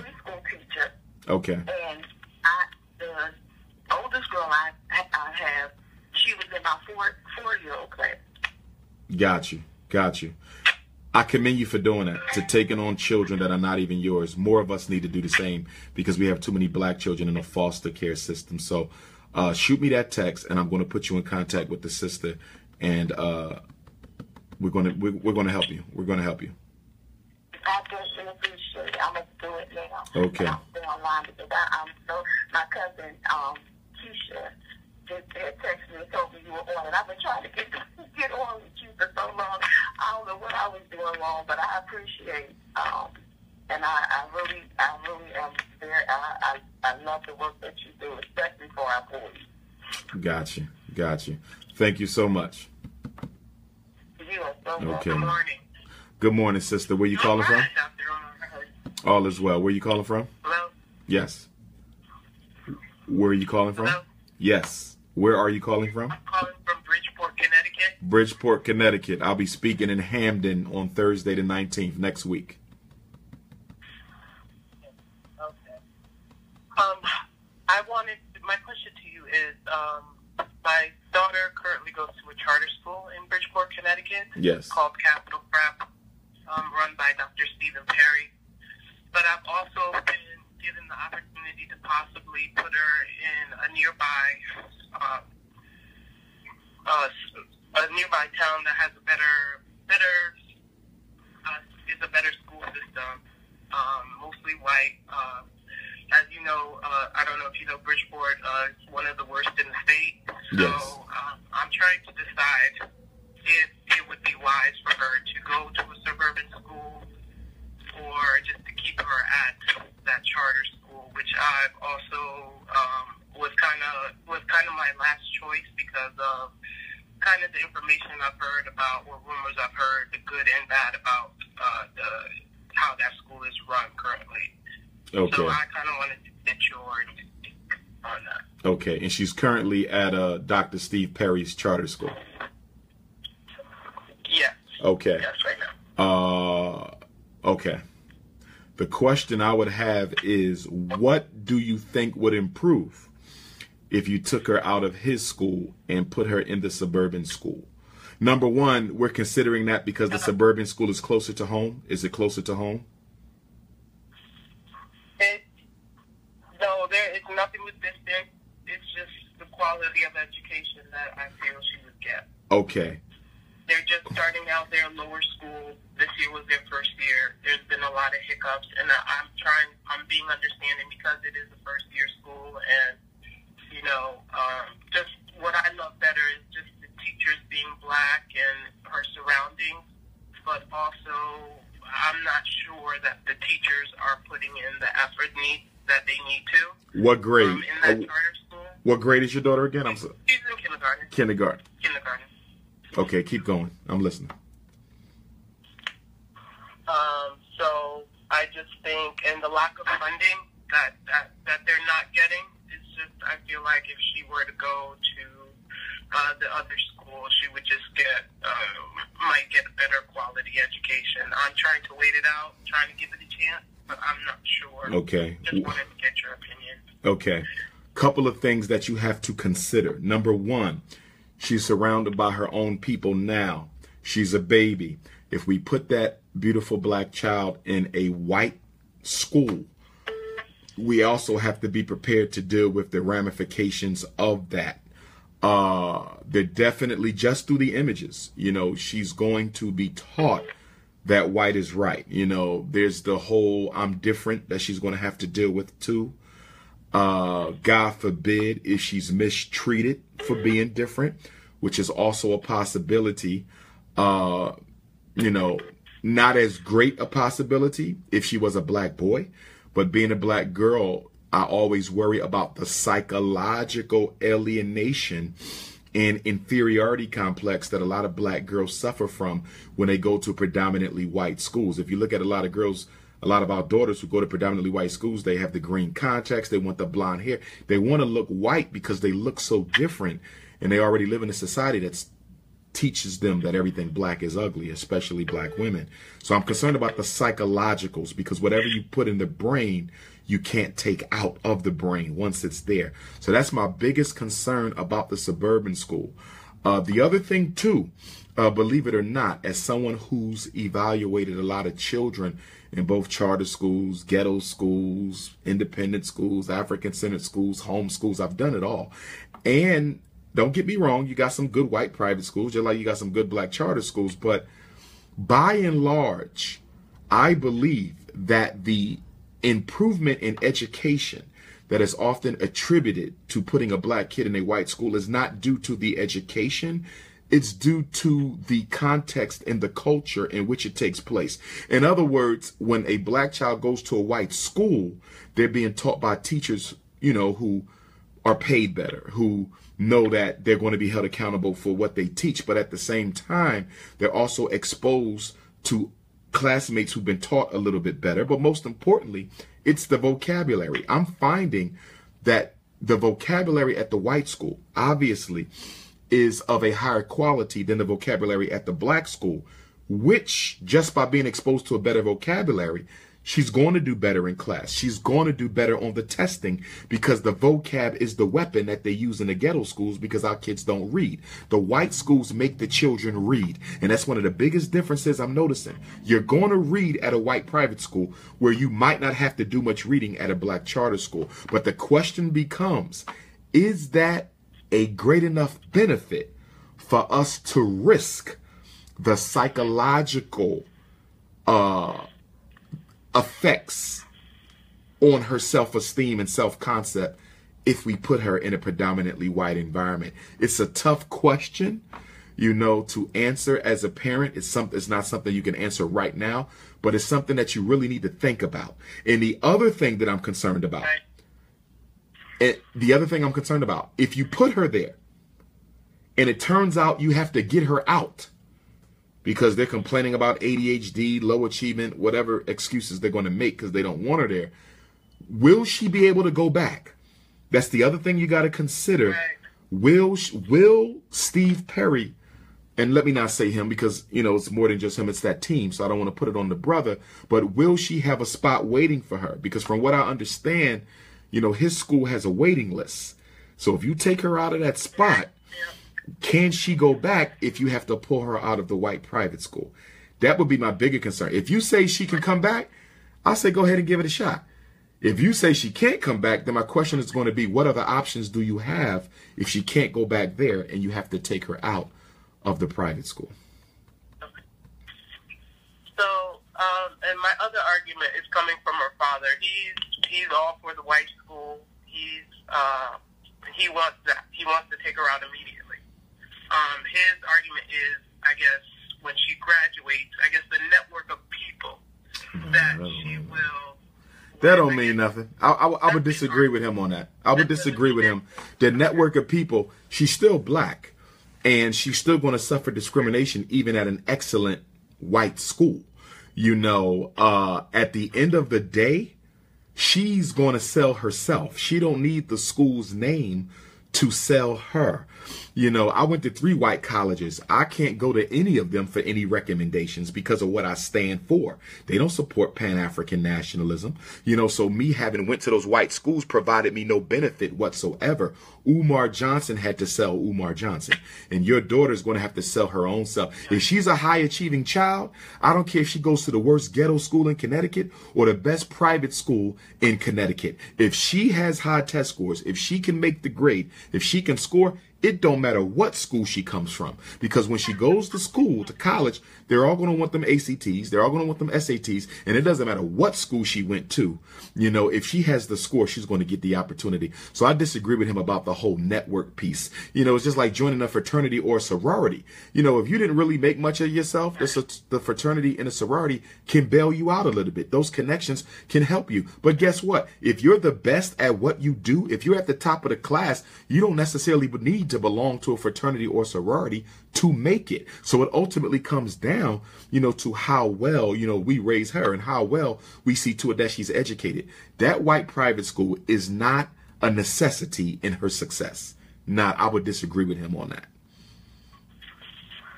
thank you. I might have to take him to Hampton and have this discussion with him. Definitely. But, you know what? Bring him. Can you? If you can, bring the father out to my lecture in Hamden on Thursday. Bring him out. Just let him hear me.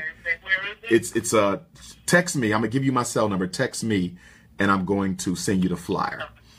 It's at a banquet hall in Hamden. I don't have the address in front of me.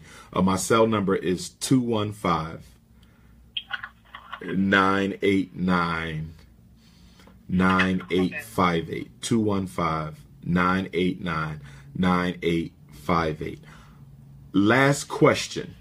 All right. Good morning. Hold on. No, not last question on the call. Last question for my parent.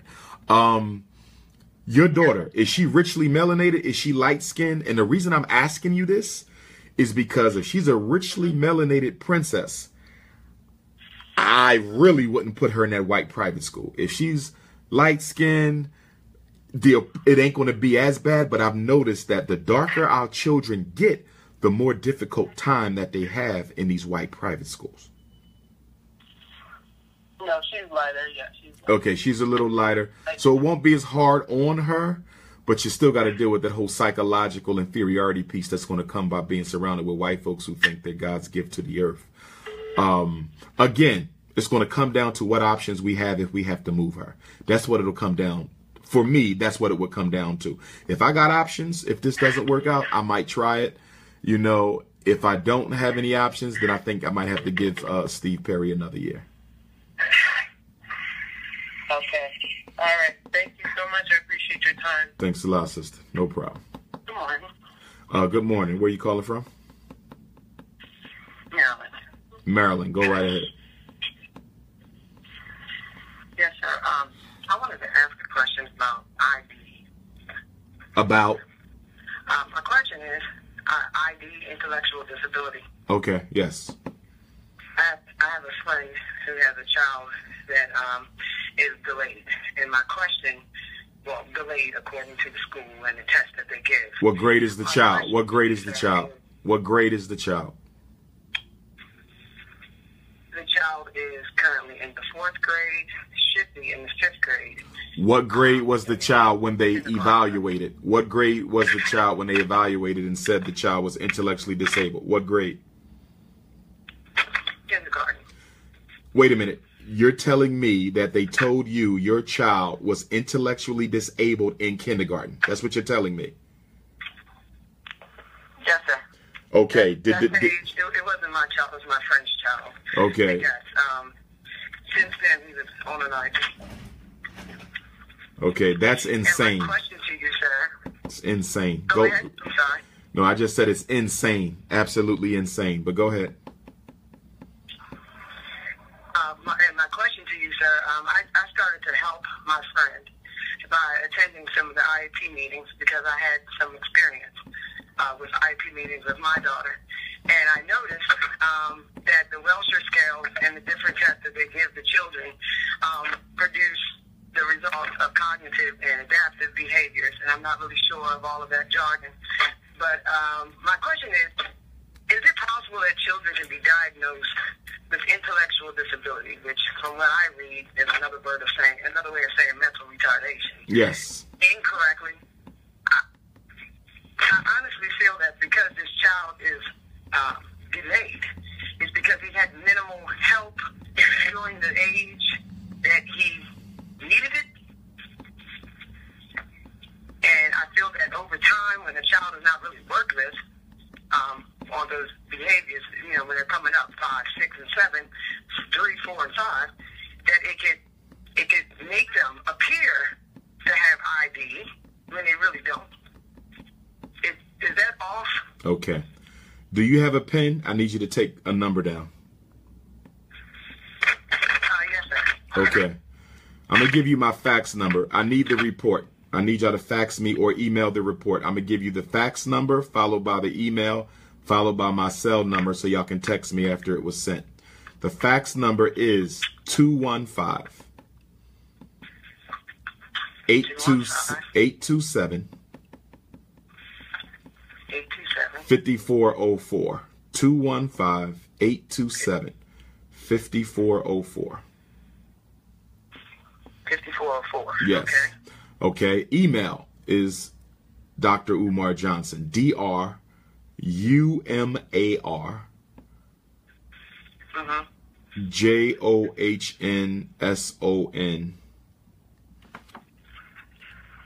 Dr. Umar Johnson at yahoo.com. No periods, no spaces.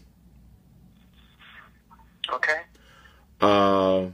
My cell number 215-989-9858. 215-989-9858. Now, one of my policies as president of the National Independent Black Parent Association, whenever we have a parent anywhere on the planet Earth, because this problem goes on in Canada, Europe, and everywhere else, whenever our children are diagnosed or classified as intellectually disabled, and you are correct, it is formally known as mental retardation. Former President Barack Obama changed the name of the disability from mental retardation to intellectual disability, but it's the same thing. He made that change in 2008, 2009. Whenever our children are diagnosed with that, I demand to look at the report. I demand to review it, because the most stigmatizing label you can put on a black child in a racist environment like this is to say that they are retarded. It's the worst thing you can do. And black boys are 4 times as likely as white boys to be classified as intellectually disabled, retarded in the United States. 4 times as likely as white boys to be misdiagnosed as retarded. But let me tell you this. You mentioned the Wechsler scale, the Wechsler intelligence test. Well, guess what? I use the Wechsler intelligence test. And I want you to be very clear. It's not the test that determines your child is disabled. No test makes any diagnosis. I want to make this very clear. There's no test that diagnoses you with autism. There's no test that diagnoses you with ADHD. There's no test that diagnoses you with a reading disability. There's no test that diagnoses you as intellectually disabled.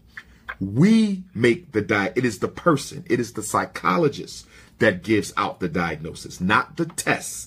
So even if the test score is low, it is the psychologist who can still interpret a low score to not be representative of that child's true level of intellectual functioning. So it's not the test, it's the person who did the testing. Now, you can tell his mom that she needs her fingernails pulled out, because no black parent, even with, and of course, I'm a little biased because this is my field of expertise, but I don't understand how we as black parents let our kids at 5 years old, why was he being tested for an intellectual disability at 5 or 6? That is ridiculous. Like, why did they give consent? Why was consent given for that? From what I was told, it was due to the child being defiant in school. They weren't really paying attention. They weren't participating. They were delayed, I guess, compared to the peers in the classroom in reading. So with that constant defiant behavior towards the teachers, they decided to start doing the approach of IEP. They started testing him, and his cognitive and adaptive functions, or the scores, the intellectual functioning was low. And from kindergarten to first grade, they were having issues. And then they changed schools because the school kept calling the parent, your child is out of control, that he changed schools. And then when he got to the next school, they put him in an isolated classroom. But behavior has nothing to do with intelligence. Not to cut you off, behavior has nothing to do with intelligence. If he was misbehaving, then you create a behavior plan. If that misbehavior has some sort of family dysfunction or emotional irregularity to it, then he get him some counseling. But misbehaving has nothing to do with intellectual competence. You see, this is another classic case. This is another classic case of a misbehaving black boy being misdiagnosed as retarded to get him out of the classroom. That's all this was. Okay, unless there's something missing from this story, like he had a traumatic brain injury, or he was born with his frontal lobe underdeveloped, or he accidentally took some medication that significantly disrupted the cognitive development of his brain. Unless there's some sort of medical, biological experience or trauma that this boy went through early in life, this was absolutely insane. So I need to look at the eval. That's the next step. And if it looks like crap, and I can pretty much predict that it is, you're going to get with, and what state are you in again? Maryland. You're in Maryland. Okay, not too far from me. I'm in Philadelphia. Okay, what's going to happen is you're going to write a letter to the principal demanding an independent educational evaluation. An independent educational evaluation is a right that parents of special ed students have to get their child retested to determine whether or not the initial evaluation was accurate or not. So we're going to be requesting an independent educational eval, and you're going to contact the Association of Black Psychologists so we can find out who's going to do the testing for us, because we're not going to use a white person in this case, and we can get this reversed. And after we get it reversed, because he's been subject to a special miseducation for 3 years because they think he's retarded, the family is now entitled to compensatory education, which means the school district is going to have to put money in a trust fund in order to reverse the negative effects of this young man having been placed in a program receiving inferior education on a misdiagnosis. So we're going to reverse the diagnosis, and then we're going to get paid. Now, the money is not going to go into the parent's hand. The money is going to go into a trust fund, and the parent will be able to pay for counseling. Yes, pay for counseling, tutoring, a private school, whatever she deems necessary to counter the effects of this misdiagnosis. The good news is we caught it early. It's still been too long. 3 years is too long, but it's better than 10 years. It's better than 12 years, because I've had kids who've been misdiagnosed for 12 years as retarded. But my question to you is, you're the friend of the parent. Why are you making this call? That's correct. And why isn't the parent calling into me this morning? That's what I want to know. In my honest opinion, to answer the question, sir, is that they are ashamed or embarrassed or Okay. nervous. Okay. I understand. They have gotten a lot better. I can understand. They do. I have definitely brought them to your teachings that I've seen, and they are starting to become more well versed. This child is significantly delayed from what I've seen. Okay. I'm not a professional, I'm not a psychologist Okay. or a teacher, but I mean, to be in the 4th grade level and can only read kindergarten. But what you're telling me, though, what you're telling me, though, is those delays that we see may have been, quote unquote, culturally and socially imposed. And what I mean by that, Yes. you know, poor preschool experiences, you know, non-academic daycare experience, probably very low academic enrichment in the house, you know, poor instruction in the school, probably goes to a school that hasn't made AYP in years, probably half the teachers leave every year, probably got the worst teachers. I mean, there's probably reasons to explain those delays. Yes. You would agree with that? Yeah, most of the delays that I feel that I've seen are environmental factors. Exactly. They're not really like something that happened to him medically. So, no, sir, I'm not leaving out anything medically. I really think that he just didn't have the good coaching. And then also there was a period of time where, you know, the family was just like, I don't know what to do. You know, they just don't get it. And, you know, they probably just didn't work with them after a certain point in time. So, you know, so when I, you know, noticed it and I came aboard, I just wanted to, you know, speak to you and just to see if I was kind of off, because there are a lot of things that this child can do, but they don't display that when they get to school. So Right. I do think that there's counseling there, because they don't always speak. They also kind of display some behaviors of selective mutism, which a lot of people don't know anything about. They selectively choose when they want to participate in certain conversations and things of that nature. So there's definitely some intervention that's needed. I just don't really know what to tell my friend. You know what I mean? Got you. No problem. So let's get on that. Get that report, fax it to me, text me, Doc. We faxed it or we emailed it, either way. And if you faxed it, I need to know the area code that it was faxed from. So the report was faxed from area code 412, for example, and the child's name is so-and-so. So I know who I'm looking for. And if you email it, it was emailed, child's name is so-and-so, and it was sent from this email address. I'm going to look at the report, and then we're going to have a conversation. But I want to commend you. I want to commend you for caring enough to call in today. Because had you not made this call, that young man could have spent the rest of his life being subject to being called retarded, thinking he's retarded. And I'm going to tell you, I've had cases of black boys and girls who've been told that they were retarded for 12 years. And even after they find out they're not, they still believe it because it's a conditioning. It's a conditioning. Information doesn't change conditioning. When you're conditioned to believe you are inferior, you cannot change that just by somebody telling you you're not. So I'm glad you caught this when you caught it.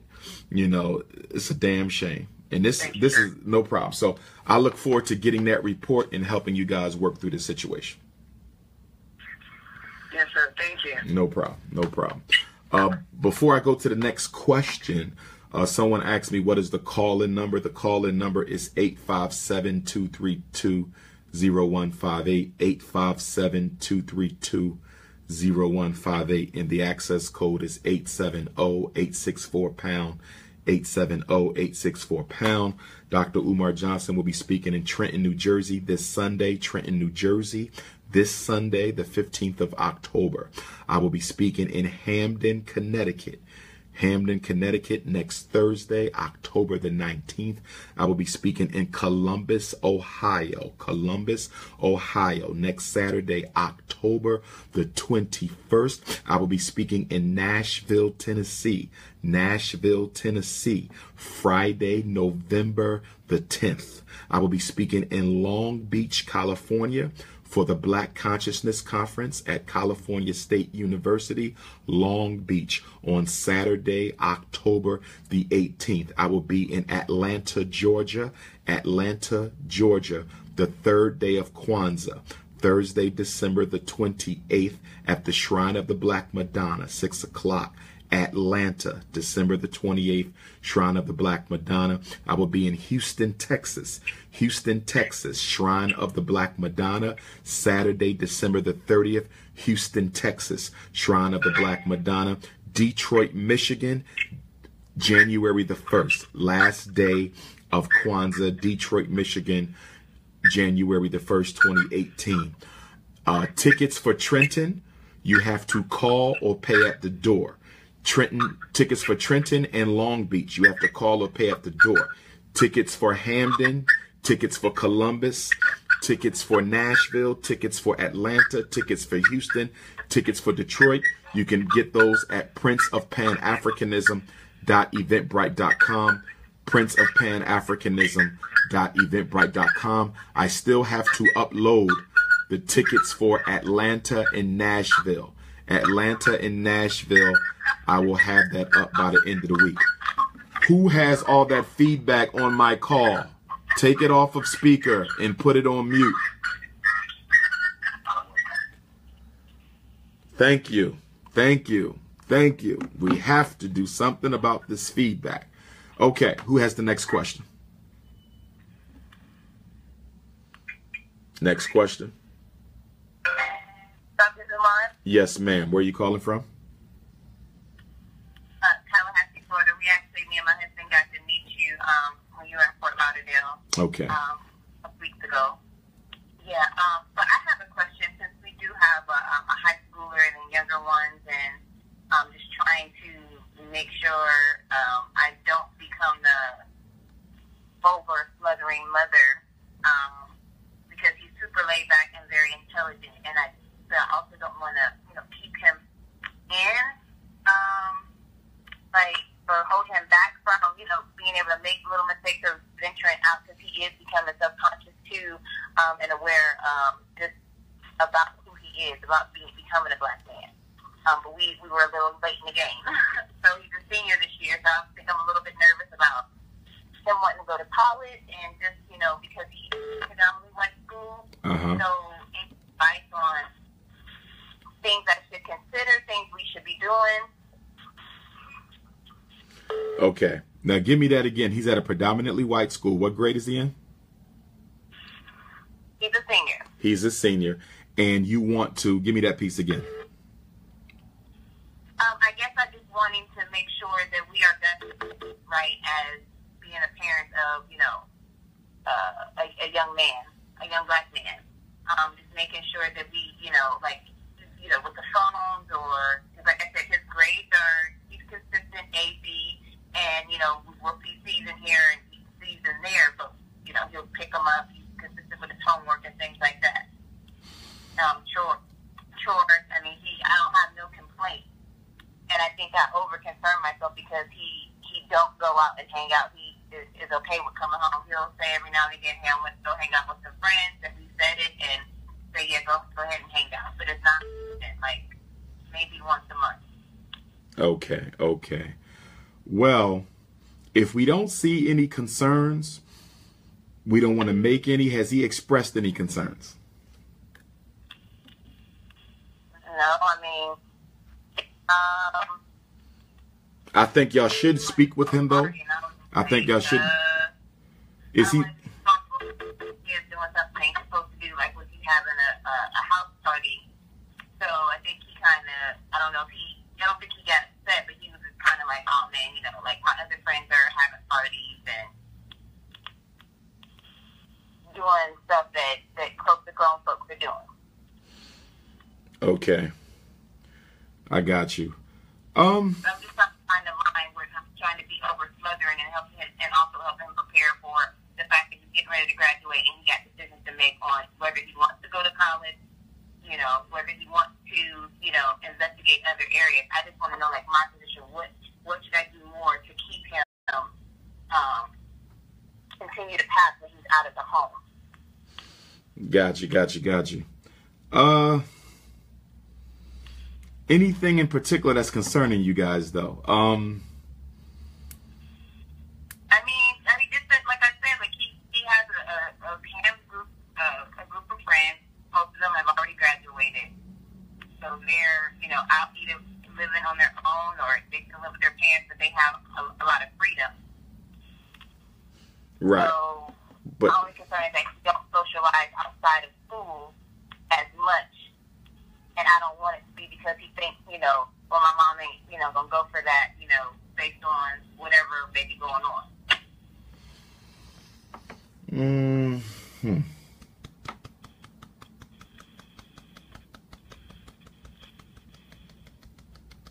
I got to think on that one.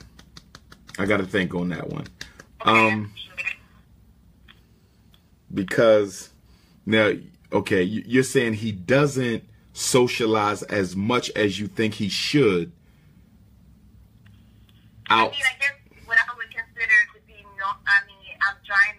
also just becoming aware. Like, I just started listening and following you this summer.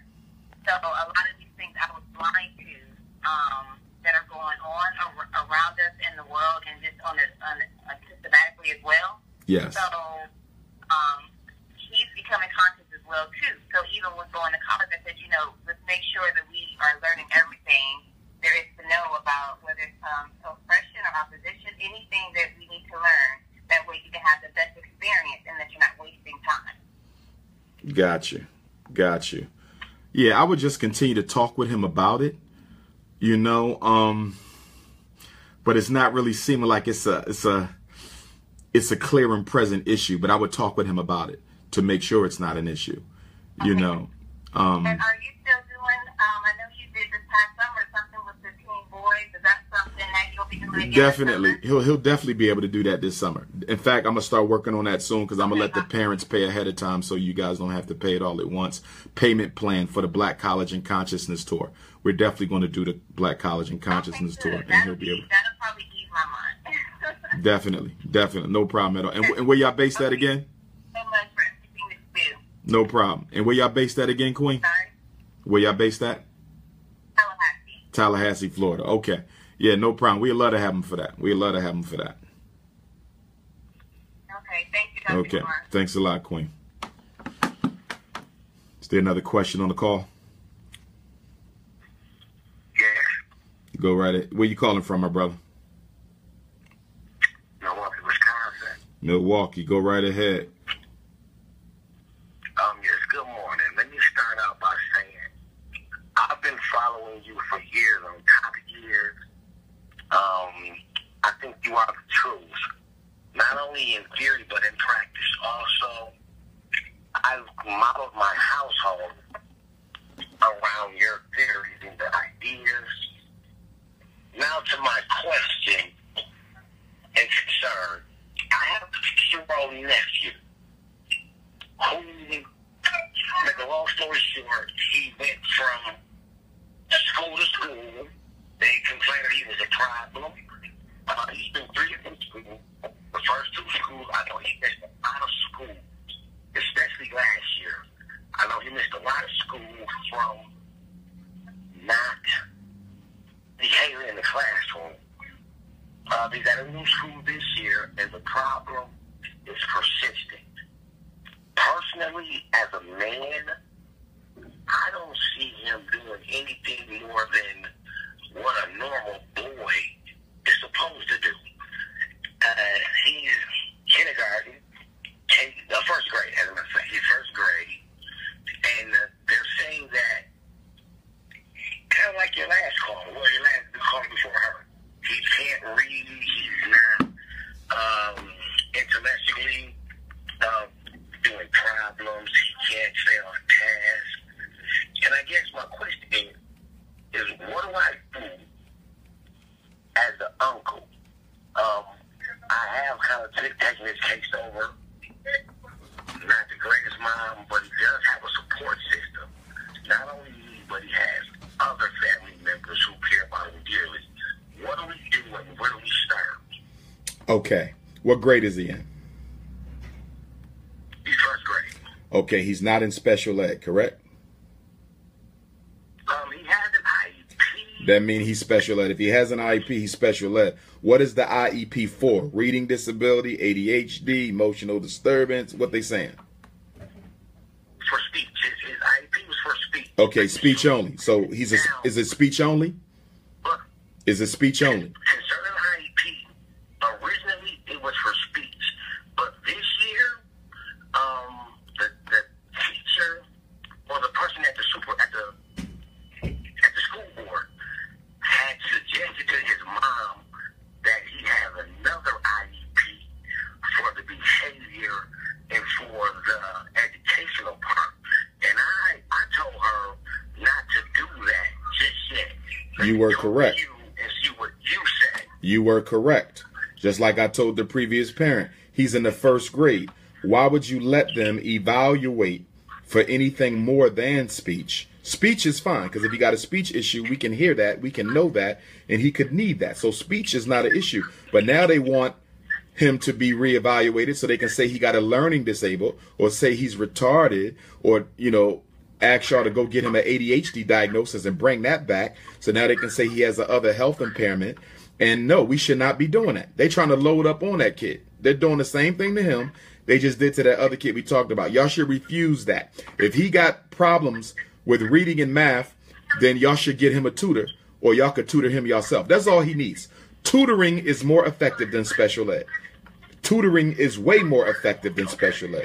So I would tell his mom, we going to tutor him. And as far as the behavior go, let me give you this piece, though, and then I'm going to come back to you.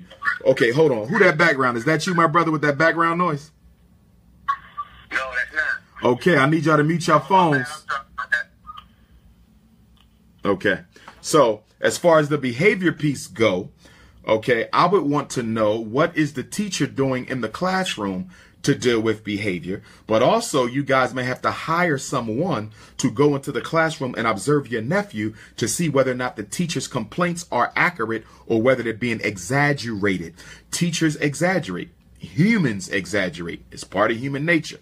When we get under the influence of emotion, we can exaggerate things. So we need to make sure that what she's saying is true, which means that you guys may have to hire a school psychologist, a counselor, a social worker, a behavior specialist to go into the class and watch him, observe him 3 different days, 3 different times under 3 different contexts. So week 1 might be Monday, 8 o'clock math. Week 2 might be Wednesday, 12 o'clock reading. Week 3 might be Friday, 2 o'clock social studies, because I don't want y'all trusting what the teacher said. You want to get your own information. You're saying he's a problem. Well, guess what? Here's a professional who's coming in to observe, to give us, because you're never going to tell them we're doing this to make sure you're not lying. You're going to say we have them coming in to give us some recommendations for how you as the teacher and we as the parent can work together to better help him. And in order for this professional to do that, they have to observe him. So that's how you're going to neutralize that. And that person might come back and say, I didn't see nothing she talking about. Or they might come back and say, he got a little bit of problem, but it ain't as bad as she's saying. Or they might come back and say, hey, you know why his behavior is like this? Because that kid sitting next to him is the one triggering the behavior. Your son is not the worst kid in that class. It's 3 kids way worse than him. That's who they need to be focusing on, because it's their behavior that's influencing your nephew. In other words, they're going to give you a lot of background info on what's going on in that classroom that you could never know on your own. Okay, so y'all may have to do that. And it's not expensive. It's not expensive. You get a social worker, somebody, you might pay them, you know, $30 a session. You only need 3 observations. 3 1-hour observations is all you need. So y'all should spend no more than $200, $300 maximum for that. You know, so that's what you do on the behavioral side. On the eval side, we don't need your special ed. We're going to tutor him. And see, what I don't like about this, what I really don't like about this is it shows you how quick the quote unquote system is to give up on our children. 1st grade, you're putting a 1st grader in he just started school. He only been in school for kindergarten, and you're already so you're basically saying that there's nothing we can do to teach this child in the regular classroom. We got to put him in special ed. That's insane. They're telling us through your what they're doing with your nephew. They don't care about him, us, or no other black child. I would be embarrassed as a principal. Even if I wasn't Umar Johnson, I would be embarrassed to tell a parent that we've already given up on your nephew. We got to put him in special ed. That's the only hope. At 6 years old. That's a goddamn shame. But go ahead, my brother. You still there, my brother? Is anybody on the line? Did I just lose him, or did I lose everybody? Uh-oh.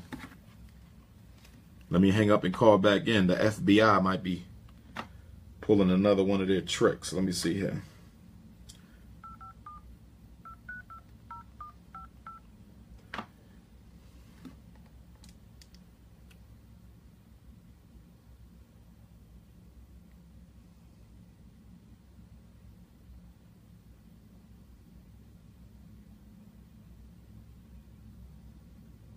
My phone just blacked out. Something really weird is going on. That might be part of that new FBI report. Black identity extremists. Okay, what's going on? Calling back in again. That's real crazy. That the call would just go out like that. It didn't even drop. It just went out. 6-digit conference code. Welcome to free conference calling. If you are the host, please enter your 4-digit host code. If you are not the host, please press the star key. We will now connect you to your call. There are 16 attendees in this conference. The host has joined the conference. Okay, I'm back, family. That was the FBI. You still there, my brother? My brother from Milwaukee, you still there? Did we lose him? The last caller, the uncle. The uncle. Are you still there?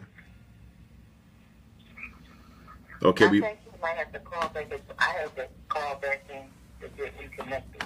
Okay, so maybe free conference call. Maybe it only lasts 4 hours, and I guess they might hang you up after 4 hours.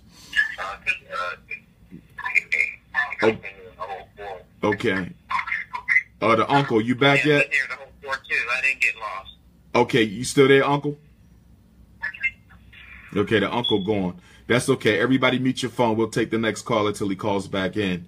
But parents, please, please, please, aunts and uncles, tell your brothers and sisters who you know ain't on a job. Stop letting 5, 6, and 7-year-old kids get evaluated for learning disabilities, ADHD, and retardation. You don't do that. You never do that. Speech, okay. Autism, maybe. Okay? Learning disabilities, retardation, and ADHD, you cannot prove those at an age that young. You cannot prove those at an age that young. Next question. They said that my son was ADHD when he was in kindergarten. It took me a long time to accept it. Then we moved out to the suburbs. Then they evaluated him again and said he was. I finally really accepted it. So now he's 14. So of course, I get the check. So they denied him with the check, but it wasn't about the check. Now, since I'm an educated parent for these years, I said it's not about the money. It's about the resources that he needs. Y'all evaluated him. Y'all said he did. So let's go. Why would y'all all of a sudden stop and say he's okay when I'm not okay, or per se not okay, for what they program my brain to know, of his actions in school and everything. So now I evaluate him downtown in Chicago. I evaluated him the first time they denied him. Okay, so I appealed it. So I had my next evaluation put out there last week or something like that. We get there. She said, okay, I'm going to test him. Go ahead, bring him in the room and do some schooling, testing. I said, okay. Sat out there for about 25 minutes. She called me back in there. She said, oh, did you notice that Nasir makes these noises with his mouth, with his voice? And I'm like, yeah, he's been doing that since he was a baby. She said, and he twitches, like he ticks, and I said, well, I vaguely see that. Sometimes I see that, but not as often. But I know he's been making a sound since he was little. I like jump up, and he outside. I'm like, what's that noise? What's that noise? So anyway, to make a long story short, brothers and sisters, they diagnosed my son with mild Tourette's. So I said, okay, let me Google something. I don't know if I was going to write Google, whatever, because you know how Google could take you. So the symptoms was like twirling around, not staying still, and then it kind of went into ADHD. And I'm like, okay, so how does ADHD connect with Tourette's? So I got lost from there. And then I went to the IEP the other day. So I'm totally confused. And I asked the people, who can I bring in to stand with me to advocate? Because I'm being educated. Now I got a whole other thing on my brain now. My son has a mild Tourette's. Like when, he's in the 8th grade. They said that he needed ADHD for services, so he'll be able to adapt by the time he gets to 8th grade, going into high school. So now I'm like, okay, so I'm been standing, I'm his advocate all day to the last hour. But at the same time, who can I get to stand with me for me to get more educated on, okay, how come they didn't see that long time ago? Who do I trust? I'm listening to Dr. Umar, but who do I trust? I'm getting educated on. Now I have to educate Nasir. He has to educate himself. He said, oh, mommy, I got another disability. I'm like, Nasir, let's just get educated on it. You know what I mean? Okay. So that goes into more behavior and things like that. So what do y'all think, long story short? Because I know Dr. Umar is still on. Yes, I'm still on. I'm here. I'm here.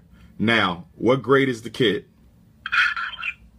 He's in the 8th grade. Okay, first of all, whenever somebody tell you somebody got something that's mild ADHD, mild mental retardation, mild Tourette's, mild reading problem, whenever you hear the word mild, that means they barely qualified in the first place. Whenever you hear the word mild, that means they might not have the problem at all. Whenever you hear the word mild, you should automatically suspect a misdiagnosis. Whenever you hear the word mild, you should automatically suspect a misdiagnosis. Now, okay, he could have the Tourette's, maybe, but from an educational standpoint, they're going to have, in order to special educate him for Tourette's, which could only fall under other health impairment, which is one of the 13 special ed disabilities, they would have to prove how that Tourette's is affecting his learning.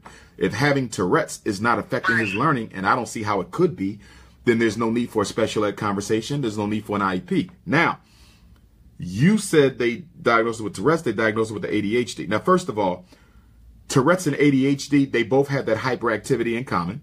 They both have that controlling behavior, that uncontrollable behavior, because Tourette's, to some extent, is uncontrollable. ADHD, theoretically, the child can't control their behavior. There's some overlap, which tells me that it could be one or the other, but not both, if you follow what I'm saying. Whenever you have two disabilities that are so similar, it could be one or the other, but it doesn't likely have to be both. You know, it's like somebody being diagnosed as depressed and anxiety. Well, a lot of the symptoms of depression are accounted for in anxiety, and a lot of symptoms of anxiety are accounted for in the depression. So do they need two separate diagnoses, or are you just trying to load up on my son to make sure you can get him in special ed for something? You see that? Or are you trying to load up on my son to make sure you can get him in special ed for something? In other words, if I can't get him in for this, I'm going to get him in for that. But you have to take responsibility for letting them test him in the first place. Okay? They cannot evaluate unless you give permission. You sign paperwork. Don't sign no paperwork if you don't agree with what they want to do. Now, he's in the 8th grade. He's old enough to answer for himself. Does he think he needs special ed? Because if it was me talking to your son, I'm going to come at him straight. Listen, they think you slow. If you don't think you slow, you better start proving it in your classwork. Because if you don't pass these classes, if you don't get at least a C or a B minus the next marking period, I'm going to let them put you in special ed. I would be real straight with my son. If you don't want to be in that special class, if you don't want to ride on that special bus, you better show me something this report card period. If them grades ain't what I need, you're going in special ed. I would straight threaten him with it. If you're sure he don't have an issue and you know that this is motivation and effort and poor education, which is what it is most of the time, I would go ahead and I would put him on the spot. I would, if it was my child, and I know ain't nothing wrong with my child, and I know all this is a bunch of nonsense because he ain't acting right or doing what he need to do, I'm going straight checking. The next report card, if it ain't what it need to be, you going in that special class. And he's been telling me, like, we just had the IEP meeting, and he just was telling me, Mommy, I'm going to come to the meeting. I'm going to tell him I don't want to be in it. I don't want to be in it. So now he's at that age where he's really expressing himself, like, I don't want to be in it. He's getting very good grades now. Betty Shabazz helped him down here, but that's another story. But where you at? New York? New York? He's been doing great with, I'm in Chicago. Okay. I'm in Chicago, doctor. Okay, got you. Go ahead. Finish what you were saying, Queen. So he's been telling me that he don't want to be in it. He don't want to be in it, but I'm glad you brought that up by saying, put him on the spot, get some good grades, show that you can sit down and do what you need to do. Right. Because you're not seeing no learning problems, right? You're not seeing no learning problems with your son, correct? It's all behavior? The learning problems is, well, when they first diagnosed him with ADHD, it was the reading and the math, amongst, not sitting still, with, focusing and everything like that. But it was the reading and the math. So now they're saying he on a, 5th grade reading level and the 6th grade math level. And but that's not that far behind. Listen to me. And I want everybody, right, hold on, listen to me. First thing they said was his reading disability, his math. I said, I'm focused on his reading and his math. Where is he at right now? Right. Listen to me, though. Listen to me. Yes, I want everybody to hear this. Whenever they tell you your child is 2 or 3 grades below their class, I need you to keep in mind that most black children, because of miseducation, are 2 grades below their class. So if my child is in 8th grade, you tell me his reading is on the 6th. It's good news and it's bad news. It's bad news because he's 2 grades behind. It's good news because I know most of your kids are 2 grades behind, and I know my son has the basic skills to improve at home if I work with him. So that's where you kick in that. Because if he's on the 6th, he basically has the basics to improve. If you can read on the 6th grade level and comprehend on the 6th grade level, you have the basics to go forward. Now it's you as parent to make him put that work in at home, that practice, or get him a tutor, a college student or a high school student or a retired teacher who will work with your son. Yeah, we've been at the university. I definitely will look into that. That's all you need. All you need is some tutoring. Okay. And some consequences, okay? Because that cell phone, he can lose that. I don't get my grades, you don't get your cell phone. See, this is all about a deal. Make a deal. We signing a contract. I want grades. I told him this morning I'm going to take his phone. I know security reasons in Chicago, but I'm about to take your phone. You could run with the government phone. That's right. That's right. That's how we're going to do that. We have a contract. If I don't have my grades at the end of this marking period, you will not have a cell phone next marking period. And the only way you're going to get it back is the following market period to get them grades, and then you get your phone back the next market period. We got to start signing contracts with our children so that you can say, hey, you signed it, son. You signed the contract. That's what the consequence is. And then you can also come back and say, if you do get the grades, there's going to be a little reward in it for you. You wanted to visit your cousin down in Florida. He moved away. Okay. I'm going to fly you down to Florida for a weekend and hang out with your favorite cousin. You know, stay away from money, stay away from expensive gifts, find other more creative ways to reward our children. Okay, I appreciate that. No problem. I needed that this morning. Thank you so much, brother. All peace and blessings to you, sir. Thank you, Queen. Thank you, Queen. And I'll be back in Chicago speaking in January. I'm just waiting for the church to give me the date. Okay, I'll keep us posted. Keep us posted. Definitely. And Chicago not out the hunt for the school, too. Chicago is not out the hunt. I got a realtor up there. He found one school for me. There's a church in Chicago that's renting out the school portion of the church. The problem is they need the church. They need the school. Okay, the school shares the cafeteria in the gymnasium with the church, which isn't a problem in and of itself. But the realtor told me that the church needs the school in the evening and on the weekend. And I said, there's no way I can have a school that I can't use after 5 o'clock or on Saturday and Sunday, because my school concept, you know, we got after school, before school, we got weekend academy, we got rites of passage. We ain't no 5 days, 35-hour-a-week school. I need, if I'm paying this money to rent this school, I need full access. And with the one school we had in Chicago, it didn't happen because the church needs us going by 5 o'clock every day. And I just can't agree to something like that. But he said he has a few other schools for me to look at in Chicago. So we're going to see what happens. Oh, I'm looking forward to that. I'm looking forward to that because I was about to say there's a lot of realty out here, brother. There's a lot of realty out here. There's a lot of being in buildings and stuff like that on the south side. It's a lot of work that needs to be done. Got you. And if you see in these schools when you're driving that are for sale with a for sale sign on it, if you catch a school with a for sale sign on it, take a picture of that for me and send it to me. No doubt. Okay, Queen. Take care. Thank you. Thank you. All right now. Is there another question on the call?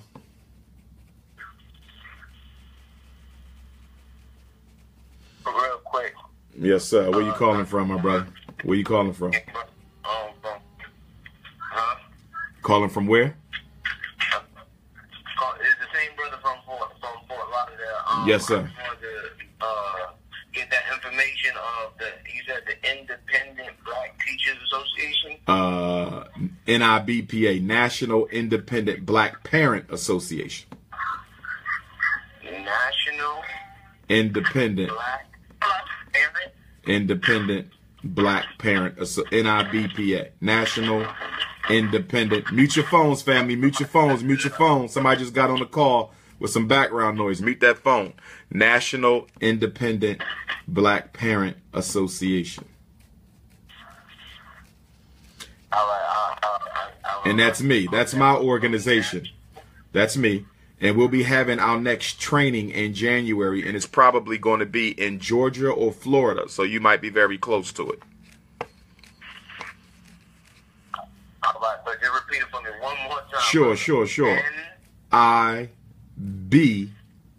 NIBPA, National Independent Black Parent Association. All right. Appreciate that. And you have a chapter over here in South Florida, or you just... South Florida. I do have a brother working on a chapter down there. I could put you in touch with him. I put you in touch with him. He's not in Fort Lauderdale. He's about an hour away. One of those beaches, Delray Beach, or one of those. Yeah, I think Petersburg. He's in the juvenile system. You were speaking out there. Nah. I spoke out there, but nah. He's not in the parent association yet. We expected him to come in though, but not now. It's another brother who was at the Detroit training in June. All right. Okay, that's all I need to know. And I can find this online, right? You can get it from me. Just text me. 215-989-9858. Text me, and what I'll do is I'll lock you in. And once I have the info, I'll just send it to you. So 215-989-9858. 9858. 985. I appreciate you, brother. Got you. No problem. Please, blessings. Thanks a lot, bro. Is there another question on the call this morning?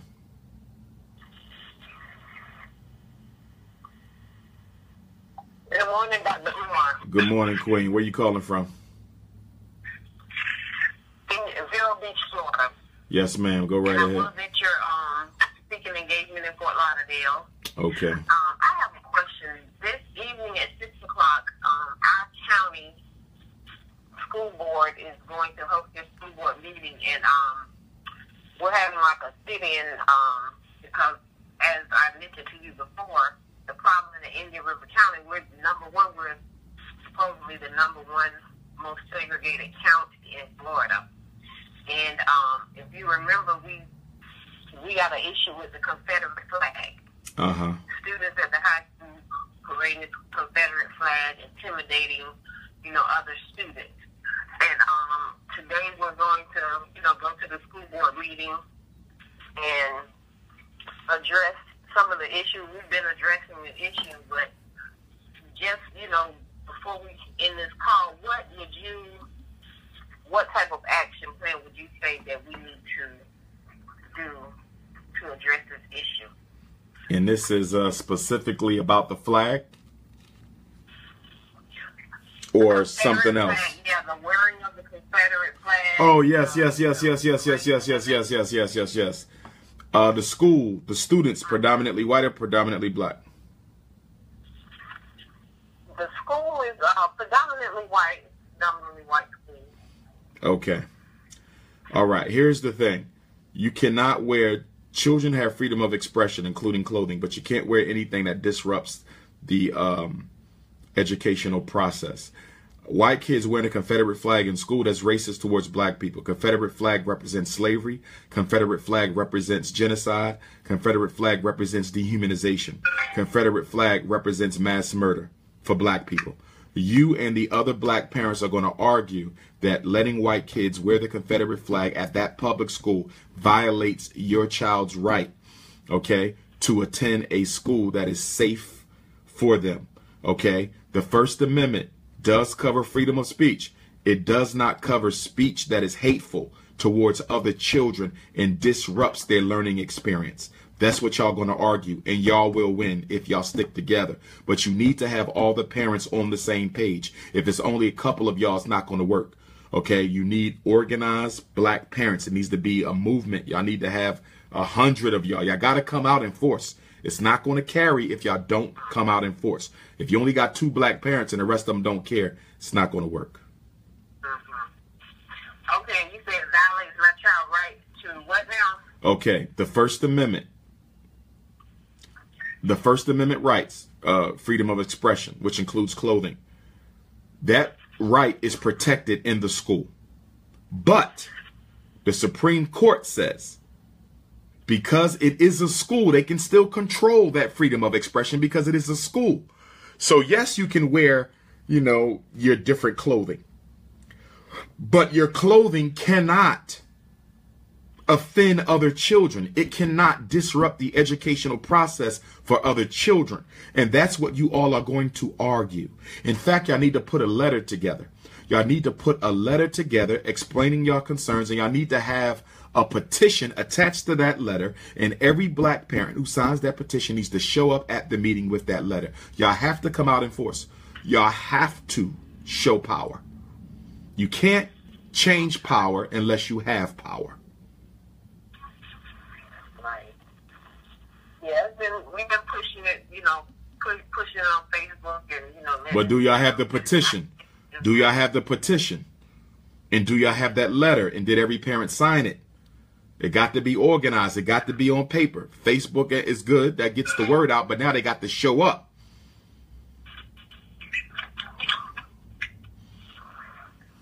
Hello? Yes. Is this Dr. Umar? Yes. Hold on 1 second. The parent I was talking to, are you still there? Florida. You still there with the flag? Okay. I guess I lost her. Go ahead, sister. Where you calling from? I'm calling from Memphis, Tennessee. Memphis, Tennessee. I will be in Nashville, Tennessee, speaking on Friday, November the 10th. Go right ahead. Yes, Dr. Umar, I have a daughter. She's 8 years old. She's been dealing with a speech problem ever since she's been born. And it's like she's very behind in her reading. It gets very, I get very discouraged because I feel like I'm doing the same thing over and over as far as like practicing with her. And like, what else can I do to better my child? Because it's very stressful for me. Okay, you said she has a speech impairment and she's struggling with reading. Is she struggling with reading or is she just struggling with... Say that again? I said she's struggling with reading very bad, Dr. Umar.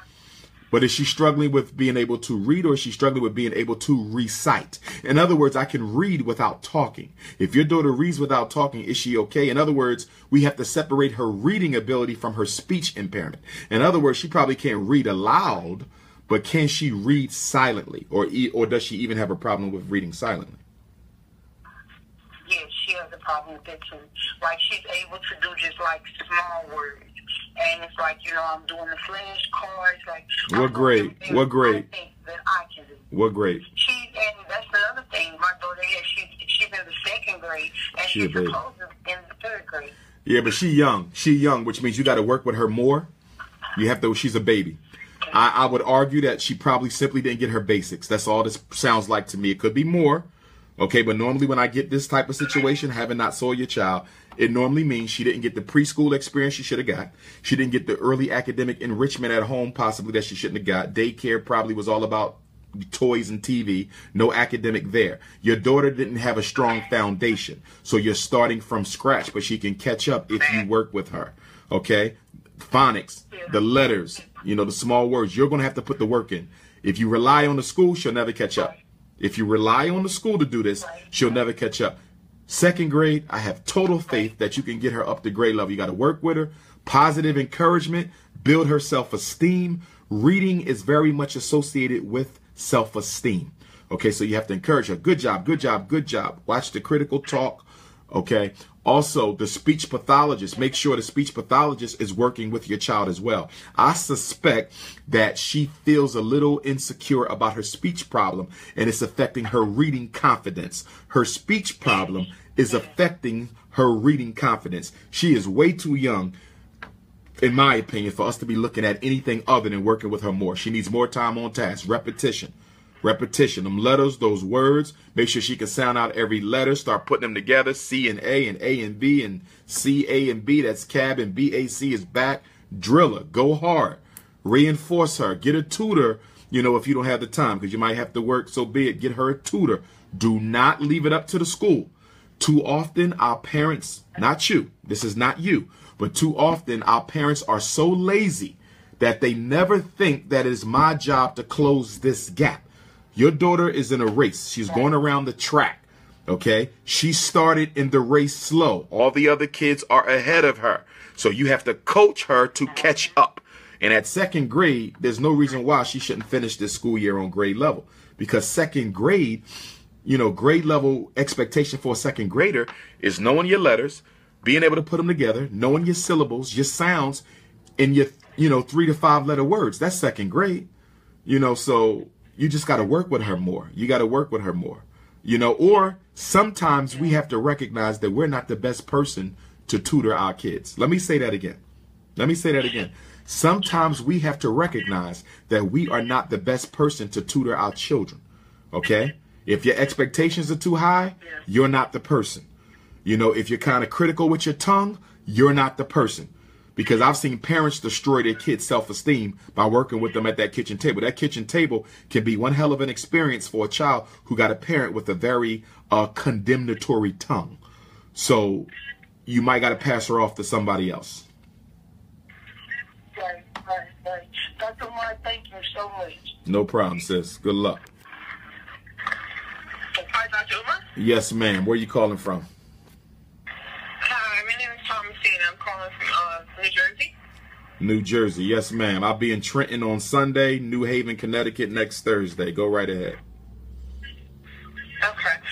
I just want to thank you for this opportunity to be able to listen to a teleconference and also be able to speak and ask questions on any concerns that the parents are having. I've been listening the whole time, and this has been very helpful to me.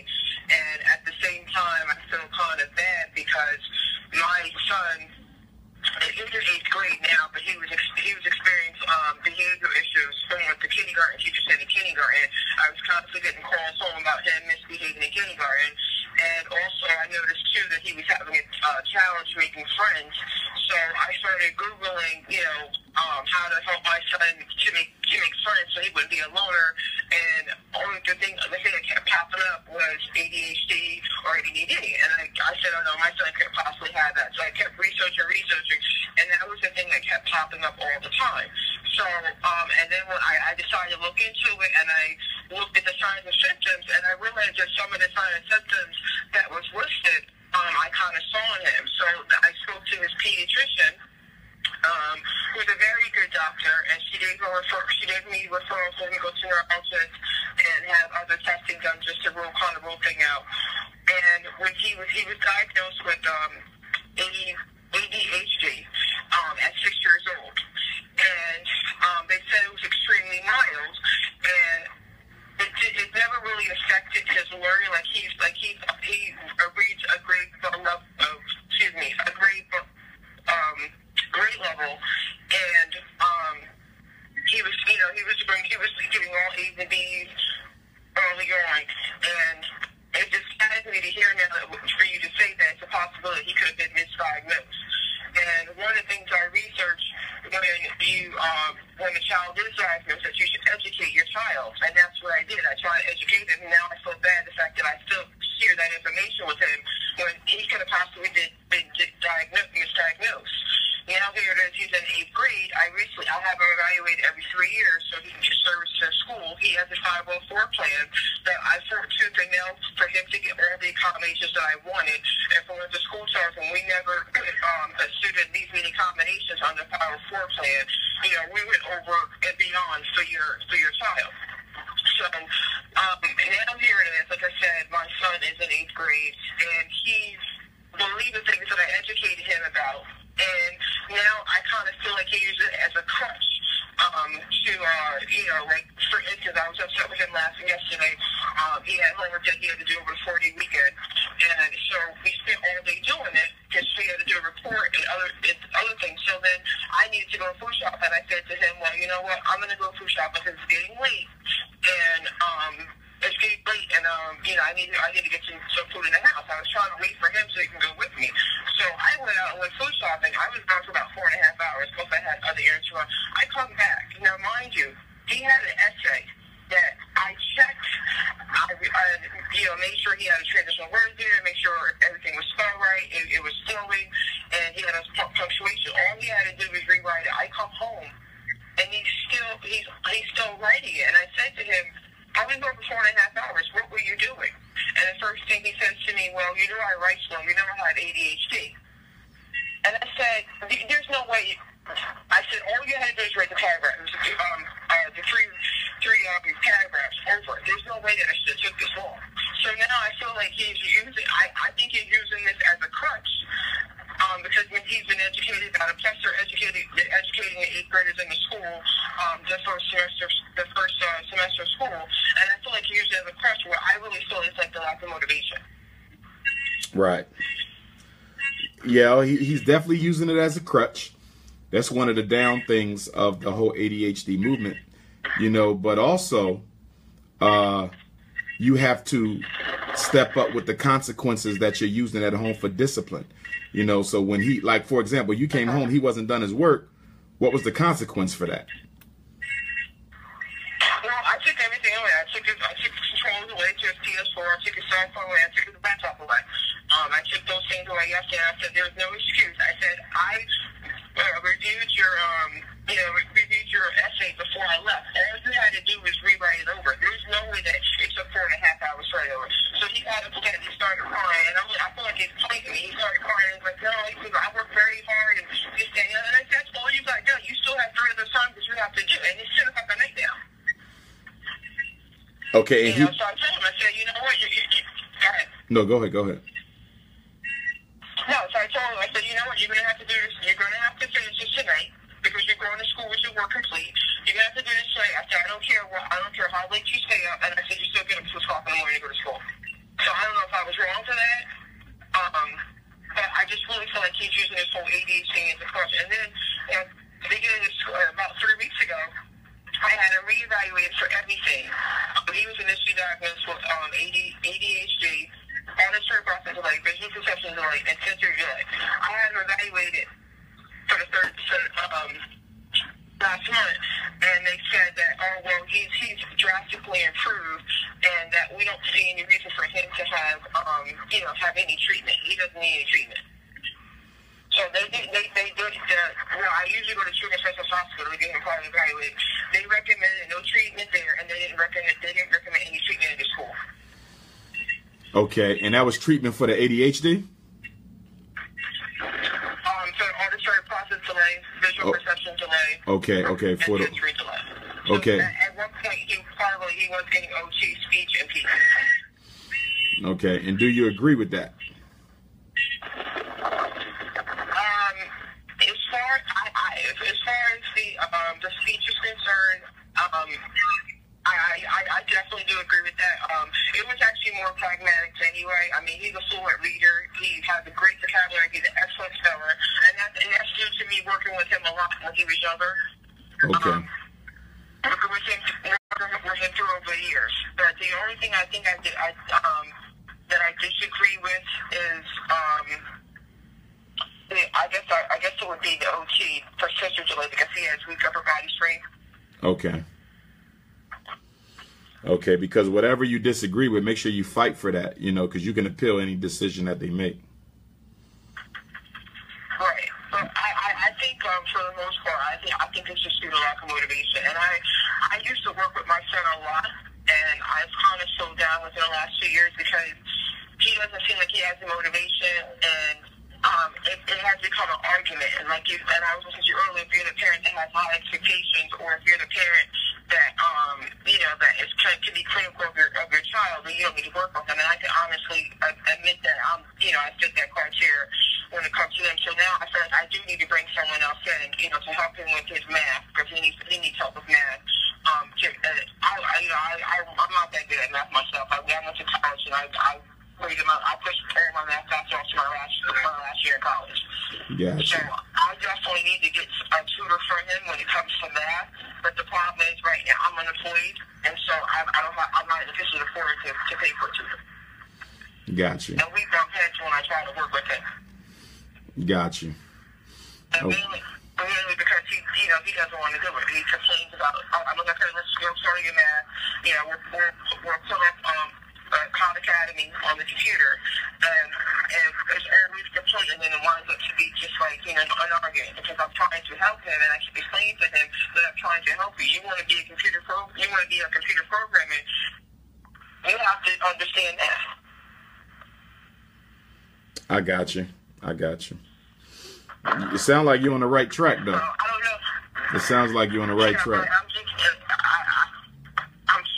don't know. I'm just like, I guess I feel like we're bumping heads right now, and I need to get another person. I can't get another person in because I'm not in a position to pay anyone. There's college right now too far for me, a university I can go to and ask a student there to get tutored my son. So I don't know what else to do. Like, I don't know what else to do to try to motivate him. I constantly talk about education, important education. I've been doing it since he was young. When we ride by people that, I try to educate you, and use it as a teacher moment. Like there was one time, there was a guy that was homeless, and he said to my son, make sure you're in school and get an education so you don't have to be like I am. Right. So I don't know. I guess my question is, like, what can I do to work with my son to help motivate him, but not always clashing? Okay. The clashing is no need to argue, no need to negotiate. You're the parent. The way you do this is with behavior, which means you have to stop the conversations and you have to start administering the consequences and the rewards. That's what this is about. You sit them down. This is the new behavior plan. Put the chart up there. When you don't do what you're supposed to do, this is what happens. We don't need to have no conversation about it because I'm telling you up front. See, we have to give our kids informed consent so they can't have excuses.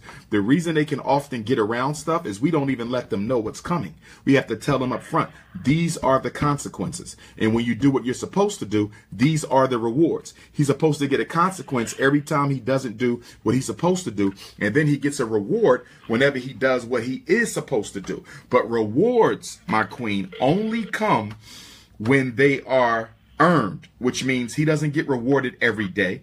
What grade is he in again? He's an 8th. Yeah, he's an 8th. So he shouldn't be getting no, really, his rewards could go a marking period. They could go a month, probably no less than 2 weeks. If you feel you got to put him on a weekly reward system, that's okay. But in the 8th grade, he should be mature enough where he can delay gratification and work a little bit harder for that reward. For an 8th grader, I would say a month should be good. So 30 days in a month, I'm looking for 20 good days out of 30, 25 good days out of 30. Never say 30 out of 30. No kids is perfect. If he was perfect, we wouldn't be having this conversation. So 20 out of 30 is what I want. You get me 20 good days out of 30, then, you know, at the end of the month, there'll be a certain reward in it for you. Not money, and never use expensive gifts. You know, it might be trips, something he want to do with the family, with his friends, something like that is okay. But stay away from money and stay away from expensive gifts. But when he messes up, the consequences are every time. So if he had a bad day at school today, there's a consequence today, tonight. You're going to bed early. You ain't watching no football, none of that. You're going to bed early. You're supposed to go hang out, not the day. The teacher called me, told me you had a poor day. So consequences are immediate. Consequences are immediate, but the rewards come on a schedule. The rewards come on a schedule. So nothing motivates like consequences. Nothing motivates like consequences. But you got to be consistent because mothers always struggle with being consistent. So you just got to be consistent. Okay. All right. Yeah, I'll definitely do that. I mean, because honestly, the behavior is not really an issue. I mean, he gets weekly progress report from schools, and from school, and all 7 teachers say he has excellent behavior. It's just the motivation. That's the issue. I mean, at home, he's a good kid. He does what I tell him. If he's playing video game, I said, go take your dishes out of the dishwasher, he'll jump right up, right away, and he'll do it. Gotcha. Whenever it's time to do work, it's like, I'm hungry. I don't feel good, you know, or it's an argument. And I'm like, you do this every time you have to do work. When we do math, you say you don't feel good. Are you hungry? Or, you know, it's always an excuse. I said, it's just an excuse for you. Got you. Yeah. You're going to have to be that motivation. You're going to have to be that motivation. I'm sorry. I keep hearing No, go ahead. I need y'all to mute your phones. I'm hearing somebody on a motorcycle. Somebody's on. Hold on, Queen. Hold on. Whose background is that? Is that your background, sis? With all the noise, the motorcycle? Is that you?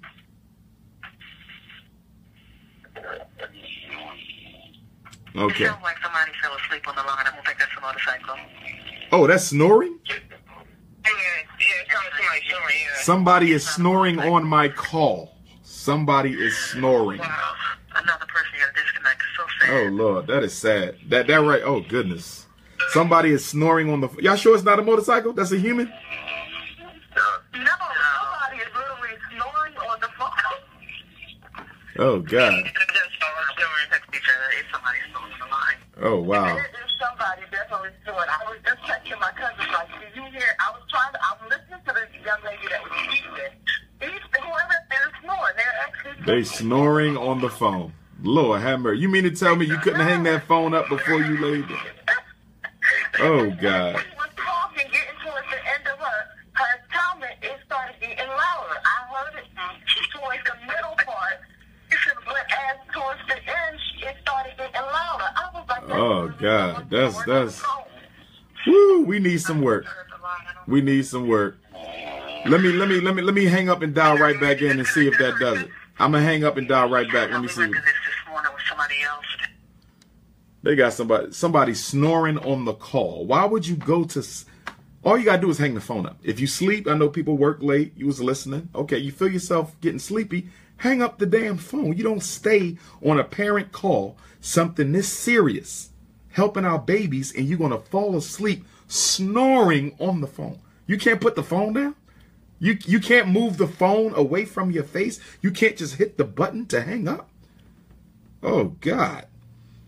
Now, I'm going to keep it positive, because on the positive side, you could say that they loved the call so much and they were trying to stay awake because they just wanted to hear the good information and they just fell asleep. And sometimes you just got to take that L, because brothers and sisters is working hard in these streets to pay them bills. So I feel y'all. I feel y'all on that, but I'm not feeling it. I feel y'all, but I'm not feeling it. Hello. Please enter your 6-digit conference code.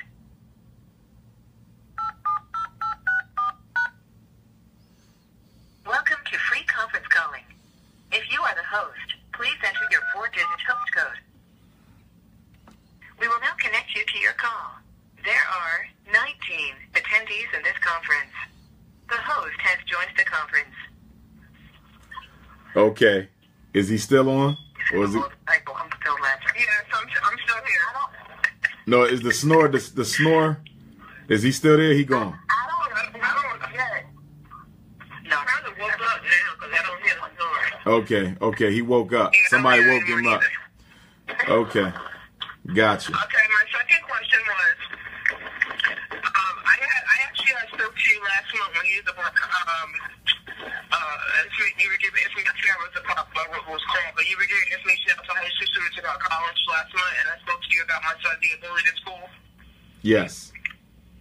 I don't know if you recall. Okay, I did email you the school policy. But the situation now is, I think I told you that I had the NAACP involved, and I had a former superintendent / former commissioner of education involved. And they seem to be dragging their feet. They both seem to be dragging their feet, and they seem to be more appeasing to the school. Like I said, my son was being bullied.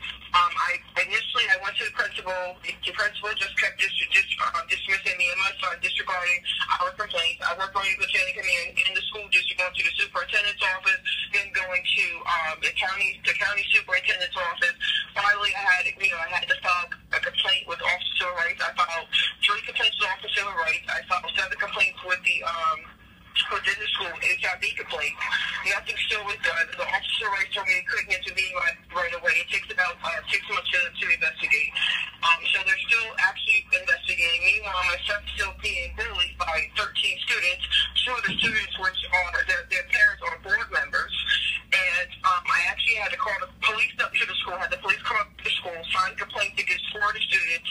I just went to court last month with one of the students that was found guilty. And despite what the board members, the school counselor, and the anti-bullying coordinator and the principal finding. So then the principal started retaliating and started making false accusations about my son, giving him demerits and giving him punishments, detention. Now, my son's been in school from kindergarten all the way up to mid-7th grade. He's never, ever had a disciplinary record. In kindergarten, like I said before, I got a few calls about his behavior. But, from 1st grade on up, I've never got any calls, never got any letters home. I've never got any emails. I go up to the school quite frequently. I'm an active parent on a PTA every single year. Never, I come pick my son up or I drop him off to school, volunteer. No teacher pull me to the side and say, we're concerned about your son. So, like I said, from all the way up from kindergarten into mid-7th grade, he's never had disciplinary problems or disciplinary record.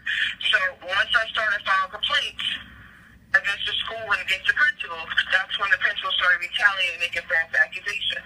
The last false accusation he made against my son actually made against me too. We had a meeting at the school with the anti-bullying specialist. We had an interview. And we were literally in her office about 20 minutes. After leaving her office, I went back into the principal's office because I was asked to go back in his office. He accused me of wiping feces on the front office bathroom wall. So I said, I didn't wipe any feces. I said, I wouldn't do anything. I said, that's not even something I would think of. And then he says, well, did your son get it? So then I said, my son, I know my son. He would not do anything like that. So then I started asking questions. Well, where's the feces? Show me where the bathroom is right next to his office. He said, oh, he has somebody clean it up. So I said, wait a minute. You knew we were next door. You knew me and my son was next door in the guidance council office. All the offices in the bathroom within close proximity of each other. You knew we were there. Why would you come get us immediately and show us this alleged feces that's on the wall? So then he didn't say anything. So I said, would you take pictures? He said, no. don't have no pictures. And he says, well, if you don't leave my office, he said, this conversation's over. If you don't leave my office, I'm going to call the police. So I left his office. So then I told his secretary, I said, call my son down to the front office.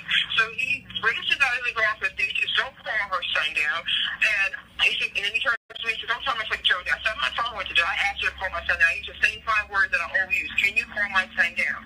And she always does. And I said, I've been using that since the beginning of school. I said, you know I transport my son back and forth to school since he was being bullied. And these are the same 5 words that were never found before. So I turned back to the secretary and I said, call my son down. And then he goes, no, don't call my son down. So at that point, I wasn't going to argue with the principal. I felt like he was trying to entice me maybe to call the police on me himself.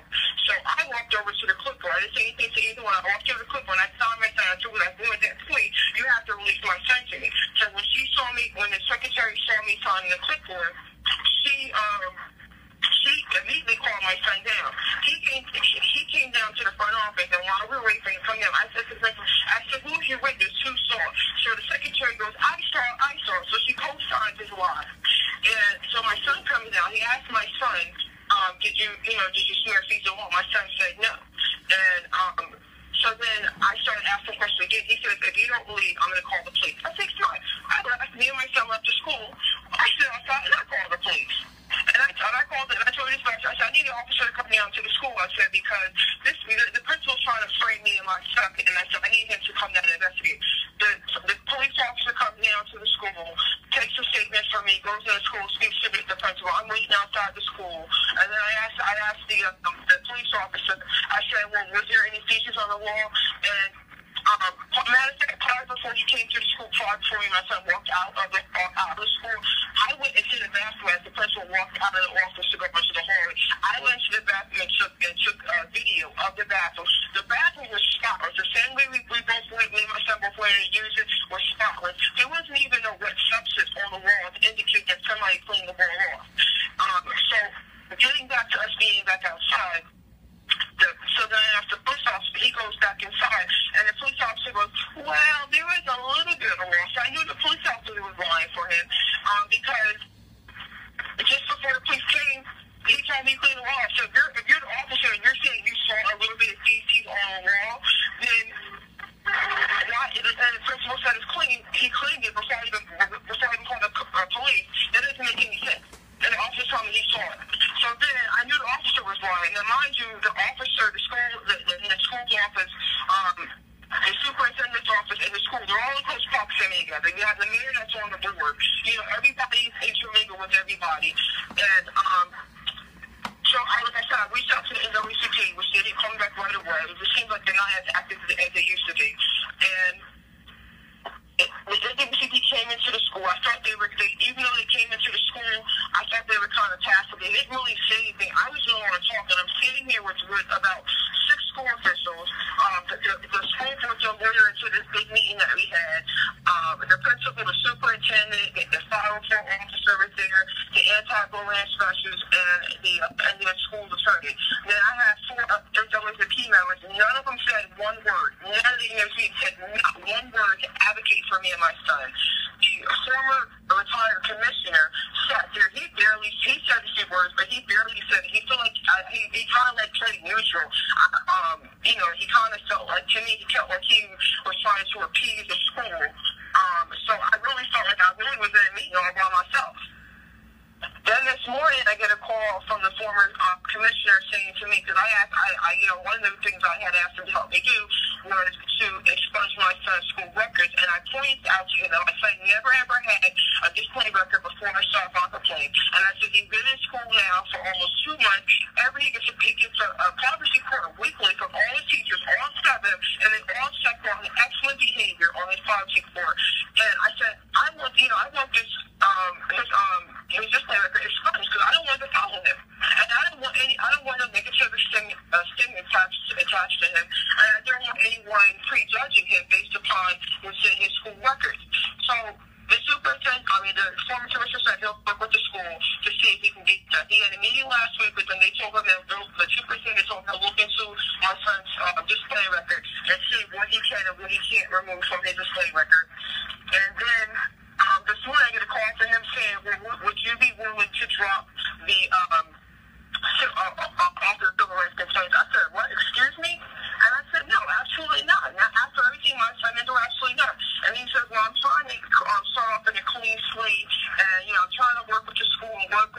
and, you know, and I'm trying to get the superintendent to remove certain things from this. I said, so is that what they're asking, or for me to drop? If I drop all through my officer rights, then no, it starts his record. No, that's not what they're saying, but I just figured I'd call that. I got you. Shoot me a text, because we're probably going to have to talk offline. Shoot me a text message tomorrow, and let's have a conversation tomorrow. Okay. What time tomorrow? I'm flexible anytime. Give me, I'm going to say give me at least like an hour or two heads up. So if you're free at 12, text me at 10 just to remind me to be free. Okay. You got me? Okay, Queen. All right. I'll look for that call. Okay, I got you. All right. Yes, ma'am. Where you calling from, sister?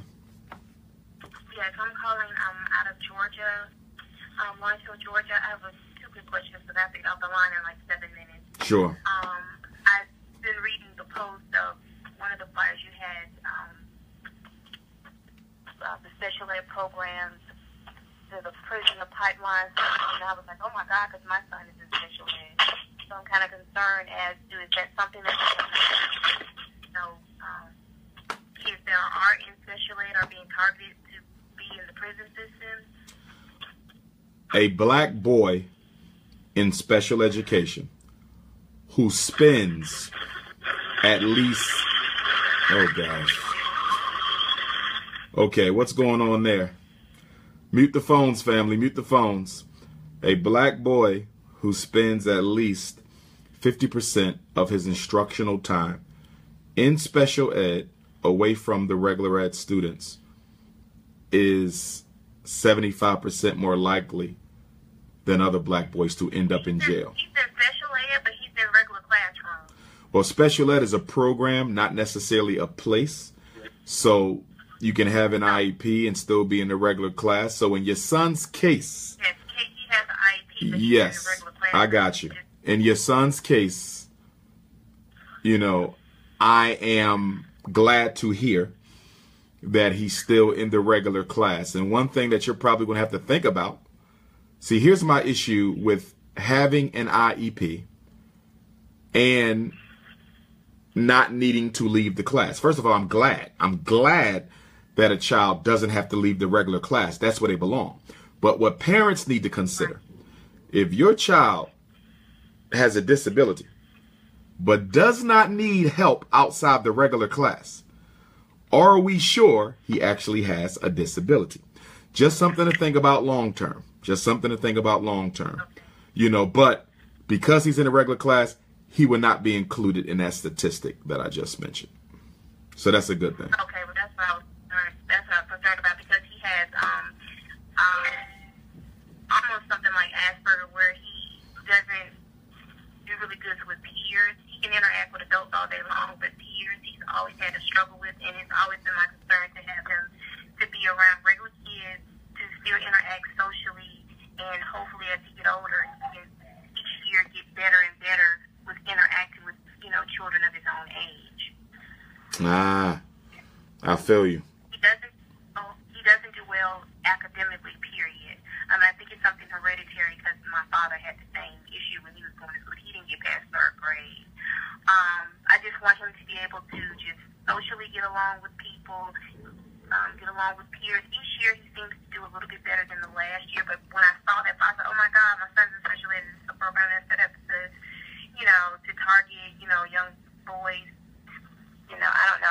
So let me stay on the line of the conference and just question that real quick. And another thing, he's going into high school next year, so I was real concerned. Is it best for me to maybe pull him out, to maybe just homeschool him? What grade is he in? He's in the 8th grade, but next year he'll be going into high school. And he had a rough year this year, kind of adjusting.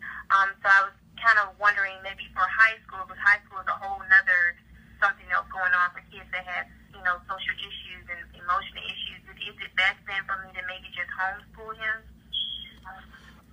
Okay, you said he has some adjustment issues. What adjustment issues did he need? Because he's going to a new school, so I think we should give that a chance. But go ahead. Okay,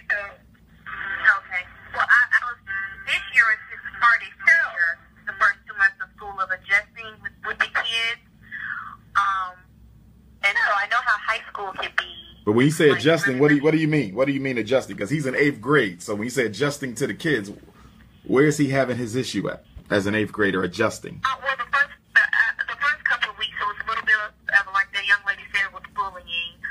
And the school has been real good about adjusting what they needed, and so they moved him into other classes where the boys were not bullying him. He was no longer in the class. So we don't have that issue anymore. And I think that's what the issue was. I was thinking, well, when we get to high school, you know, stuff like that is on a whole nother level. I don't even know if he's emotionally or psychologically capable of handling high school pressure. He is on methamphetamine every day, and he doesn't take it on the weekend or the summers, but he is on it from Monday through Friday for school. And so I was just wondering, because I don't like him taking that medicine either. So just wondering, is it the best thing just to even just pull him out of the school system altogether? Well, he's starting a new school, and I think we need to give that a chance. Now, he just started 9th grade this year, or he'll be starting 9th grade next year?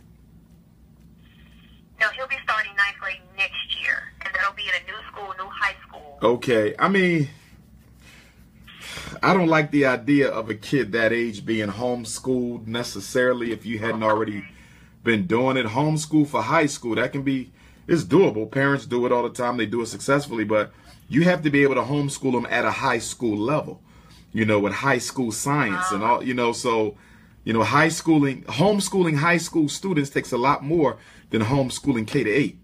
So you got to make sure you have that in your repertoire, or that you have, you know, retired teachers and other professionals who can come and assist you with that, because that's not easy homeschooling a high schooler.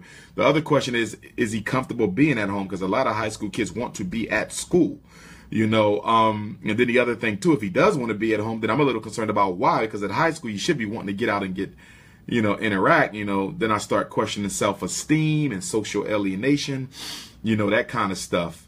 Right, well, he has all of those issues. That's why it's been very important for me to always advocate for him to be in the class with regular children. Right. To try to almost force it on him to learn how to.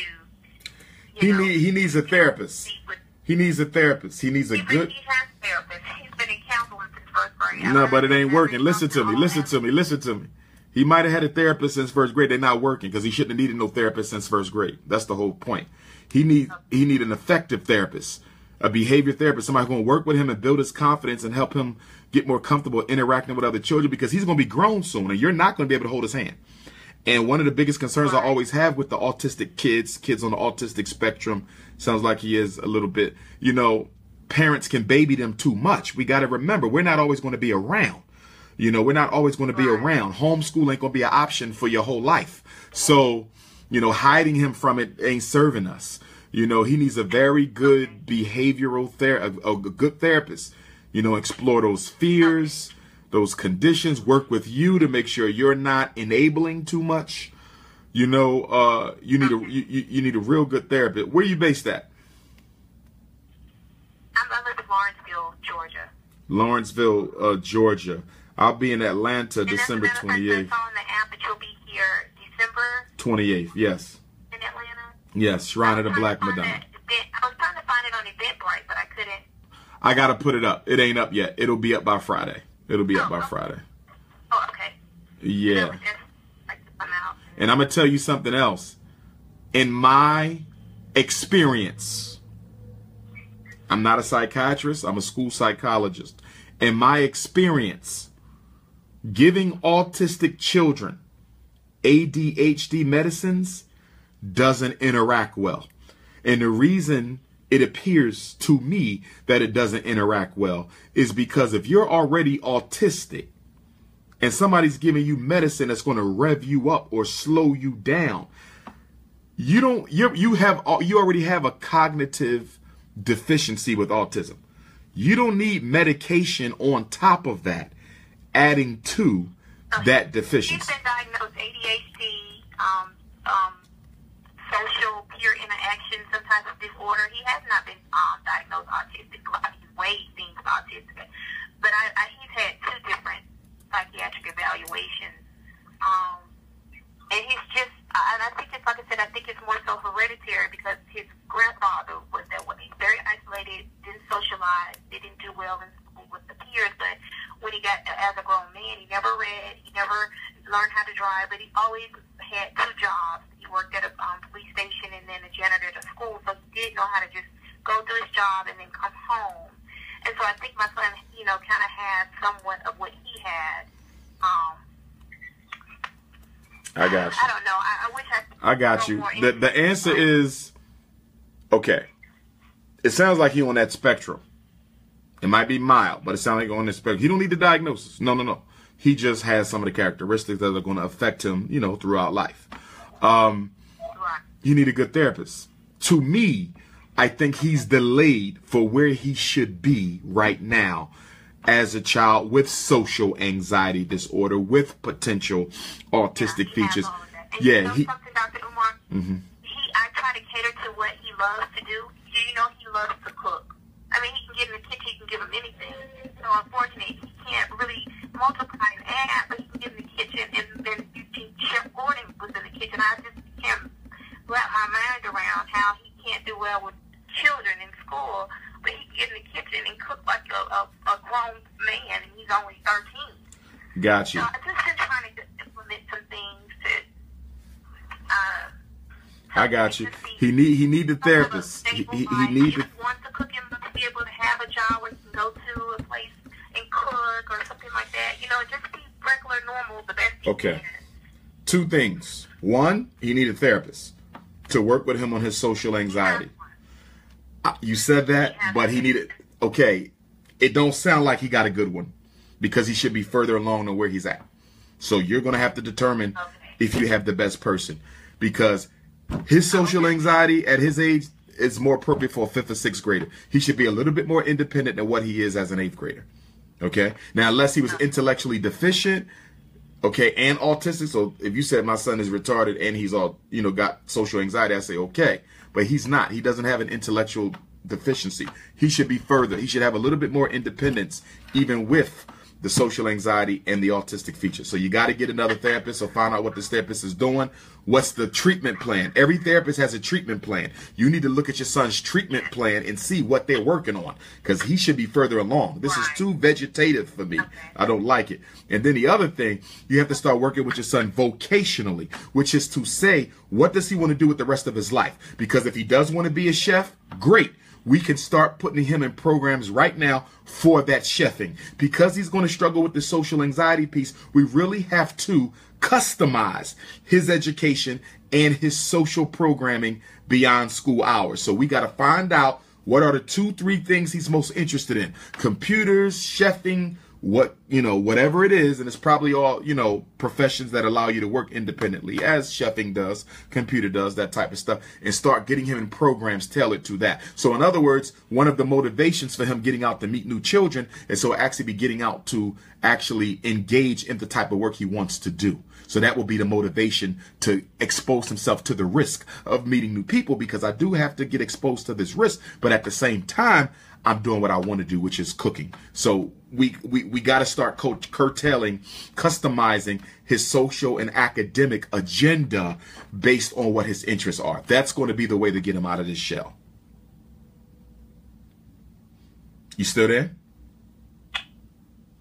Did I lose him? No problem. Did you hear that? Did you hear that? Yes, thank you so much. I heard everything. Thank you so much. No problem, Queen. Keep me posted. If you got to call back, please do. Okay, thank you. All right now. No problem. Is there another question on the call? Yes, there is. Where are you calling from? I'm calling from Louisiana. Yes, ma'am. I have a son. He's 8 years old. He's in the 3rd grade. And first of all, Louisiana school system is like the worst ever. He's having, I think they're trying to push him toward special ed. Okay. Or they're trying to push him toward the ADHD medicine. Every single day, they're calling me for something. I have to constantly leave work. They have they're able to paddle them in the school system over here. So that's their issue. They want to paddle them every day. They're asking me to sign the paperwork for him to be paddled. So I asked him what is the issue. What is I would not be signing any paperwork for them to paddle my child. I would not be signing any. I would not let no white kids paddle no black child in the 21st century. Is it legal? Yes. Half the states in America still allow paddling. I wouldn't allow it. I'm not allowing them. I think that's what they're upset about, is because I'm not letting them paddle him. So they feel every single thing he does, they're calling me for it. Does he have a diagnosis of any kind? No, sir. No, sir. No type of. I think they're trying to get to that. What grade is he in? What grade is he in? What grade? Third grade. Third grade. I don't know if you heard me earlier tell a parent that they need to have a professional go into the classroom and observe. A social worker or a counselor or a psychologist or a behavior specialist. You're going to have to find somebody black who you can trust in the mental health and behavioral health field. Again, it could be a counselor, social worker, psychologist. I could give you the phone number for the Association of Black Psychologists if you need a referral and you need to have them go into the school and observe your child. You simply write a letter to the principal. Based on the complaints I'm getting from my son's teacher, I've hired a professional to go into the classroom and observe him. So he's going to be coming in, or she's going to be coming in for a couple times to observe, to give me and the teacher some recommendations for how to work with my child. You cannot trust what they say. They want your son on drugs, and they want him in a special ed class. Every time they tell me something, it's contradictory to something they already told me. And they don't like that I answer them back, basically. I'm not going to I told them, I'm an advocate for my child. I'm not going to let you basically get over on my child. You're here to educate them, and you're not doing that. And I don't think they like that. The school that he goes to used to be predominantly white, but they had to open it up to another school because that school closed down. So they had to mix the kids up, and ever since then, it's getting worse and worse. We have nothing to go to. We have nothing in the parish here. We have nothing to go to. Like, the school system is like really, really bad. I follow you. As I said, you're going to have to get somebody to go in there to observe. They're going to be able to help you neutralize this, because they'll be able to tell you whether it's nonsense, whether they're exaggerating, or if it is correct, they'll be able to give you some recommendations for working with your child, and they'll be able to give the teacher some recommendations for working with your child as well. That's how you're going to stop this. You got to get somebody in there to observe. Otherwise, they're going to keep coming at you with this. You have to find someone. I would go online. I would Google. Okay, I also have the number for the Association of Black Psychologists. If you want me to give it to you, you can call them. But you got to get someone. It won't be very expensive. Shouldn't cost you more than $200. They only need to observe your son 3 times, 3 different weeks, 3 different days for 1 hour. We're looking at 3 hours total. Week 1 for 1 hour, Monday morning. Week 2 for 1 hour, Wednesday midday. Week 3 for 1 hour, Friday afternoon. Very important. Yeah, because it's getting ridiculous. Like, I have no support if I go to the school. The principal, they have a white principal this year, and his teacher is white, and they stick together. The teacher, I was told by another teacher that his teacher came up to her and said, we need one more signature to get him out of here. Yeah. You might also have to write to the superintendent. She called me and told me that they're trying to get him out of the school. They're basically trying to expel him from school, a third grader. Okay. What I want you to do. She said that's why they keep calling you. Okay. What I want you to do before I let you go, I'm going to give you my number, and I want you to text me. There's someone down there in the National Independent Black Parent Association who I'm going to have work with you. We have a chapter in Mississippi that's not Louisiana, but it's close enough. She will work with you to help you through this. Do you have my cell number? No, sir. What is it? 215-989-9858. 215-989-9858. Text me and remind me you're the parent from Mississippi, and I will send it to her, and she'll get in contact with you. Okay, and I have another coming to Louisiana anytime soon. New Orleans, and or Lafayette is on my list of dues. I don't I'm 30 listen. miles from Lafayette. Okay, so you're closer to Lafayette. So Lafayette, I and actually work in Lafayette. got you. Lafayette and New Orleans, they're on the list. I'll probably do them in February, Black History Month. Yes, oh my God, yes. Okay, thank you so much. No problem. Thank you, sis. And hang in there. Make sure you send me that text. Okay. All right. Thank you. No problem. Brothers and sisters, we're going to go until 12, and then we're going to cut because checkout time is 12. We started at 6, so that'll be 6 hours. I don't know if that's will be my longest Black Parent Teleconference because we've done some long ones. I think we might have done a 7 or 8. I don't know. Maybe today's may have been the longest ever at 6. But something tells me we've done 7 or 8 hours before, I think. So it might be the third longest if it's not the longest. But we got to cut at 12 because I have to check out. So we got 30 more minutes. Before I go to the next question, I just want to remind everyone that I'll be speaking in Trenton, New Jersey. Trenton, New Jersey on Sunday, this Sunday, October the 15th. Dr. Umar will be in Trenton, New Jersey. Next Thursday, October the 19th, Dr. Umar will be in Hamden, Connecticut. Thursday, October the 19th, Hamden, Connecticut. Saturday, October the 21st, Columbus, Ohio. Saturday, October the 21st, Columbus, Ohio. Nashville, Tennessee, Friday, November 10th. Nashville, Tennessee, Friday, November 10th. Nashville, Tennessee, Friday, November the 10th. Long Beach, California. The Black Consciousness Conference of Long Beach, California. Saturday, October the 18th.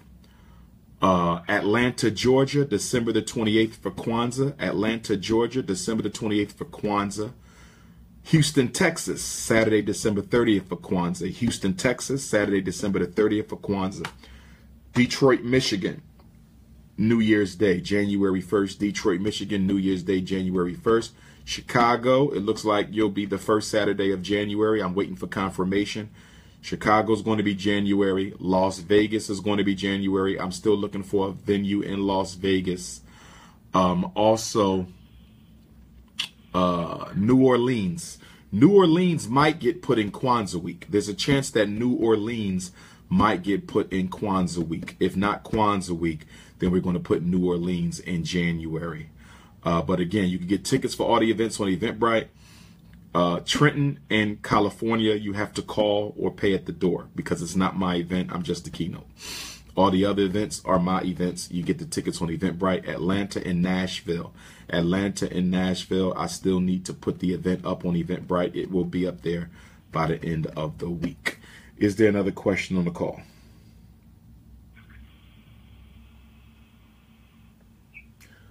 Okay, I think we... Okay, where you calling from? I'm Philly, Nashville. Yes. You should give the number to the Black Psychiatrist. Yes, it is. The number is, let me pull it up here.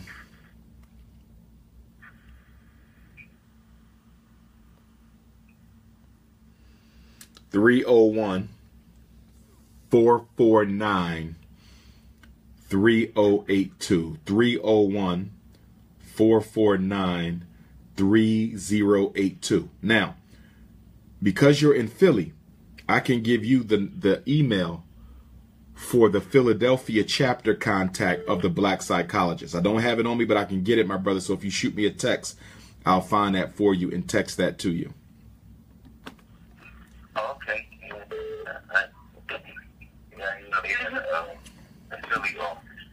Yes, Philadelphia chapter. Yeah. South Carolina. There's a chapter just about everywhere. Association of Black Psychologists, I think, has chapters in most states. But because I don't have contacts to everyone in the individual chapters, I normally just send everyone to South Carolina. But if you call that number, that's the national office. If you call that number, they will give you the South Carolina contact. You can also Google it, too. You can Google Association of Black Psychologists in South Carolina. They definitely have a chapter there, though. Definitely. Okay, I appreciate that. No problem. Yeah, this is a, different kind of question. I want to, kind of wait to be the last one or whatever. Because it's an accountant, and he says that he's a relative of Frederick Douglass. Do you think that? Well, you got to remember, our family, the Bailey family, is a very large family. Remember, my grandparents, my 6 times great grandparents, which would have been Frederick Douglass' first time great grandparents, Grandma Betsy and Grandpop Stephen, they had 12 children. And most of those children had 12 children. And, so you're talking about there's probably no less than, I don't know, 50, maybe even 100,000 people in the Bailey dynasty. You see, Frederick Douglass is one line. I'm from another line. All family, though. So I got relatives. I'll never meet everybody in my family, just like most of us will never meet, everybody in our entire extended family. So,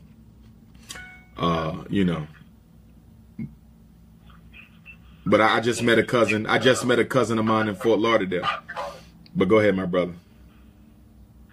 His first name is Akbar. Yeah, I ain't gonna remember him. I gotta see the face. He gives out good information, but I was like, man, I don't know if he is cool or not. So I don't know if I should bang with him or not. So I was going to ask you first. Got you. Yeah, I gotta see the face. Because I ain't gonna remember the name. I meet too many people to remember the name. Yeah. All right. Hey, keep going, Doc. Appreciate you, brother. Appreciate you.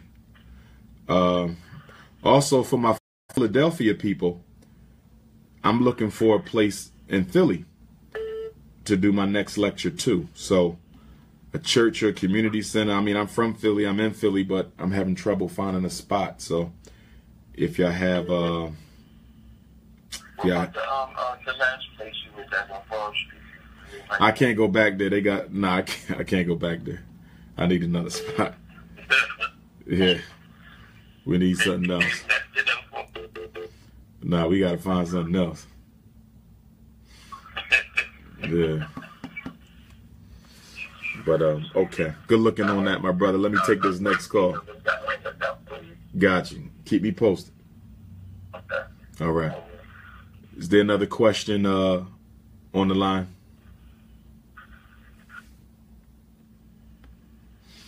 Think we might have got to everybody? No, go ahead. I'm just the young lady from South Carolina again. I just want 2 questions. One, when did you say you'll be coming to Columbia again? When do you have a scheduled date? And 2 is Columbia, South Carolina still on your list of building a school? I remember. No one has sent me any schools from Columbia, South Carolina. The only way a city can be considered the site of the first school, because we're going to build them everywhere, so we're just talking about the first one. I need people from that city to send me leads. So if you see schools for sale in Columbia, with a number, I encourage you to take a picture and send it to me so I can visit it. That's the only way I get my leads, because the brothers and sisters across the country have been doing a better job sending me schools than the realtors. They've sent me much better schools than the realtors are sending me. So I commend everybody for helping me out. All the schools I'm looking at now, they were sent to me by brothers and sisters who were just texting me leads. So, if you see something, let me know. And for me coming to Columbia. Well, I didn't know that. This is the first time I've been on a conference with you. I basically watched your YouTube, some of your YouTube lectures. So I definitely will. I just recall, if I wasn't mistaken, you were looking into South Carolina. That's why. Yeah, I'm wide open. I will look anywhere. So yes, if you see some schools, let me know. Okay. But for the lecture, that's going to be Black History Month. I'll be coming to Columbia, Black History Month. And if you text me your name and tell me that you're from Columbia, I will save you in my phone. So once that lecture is set, I will text you the flyer.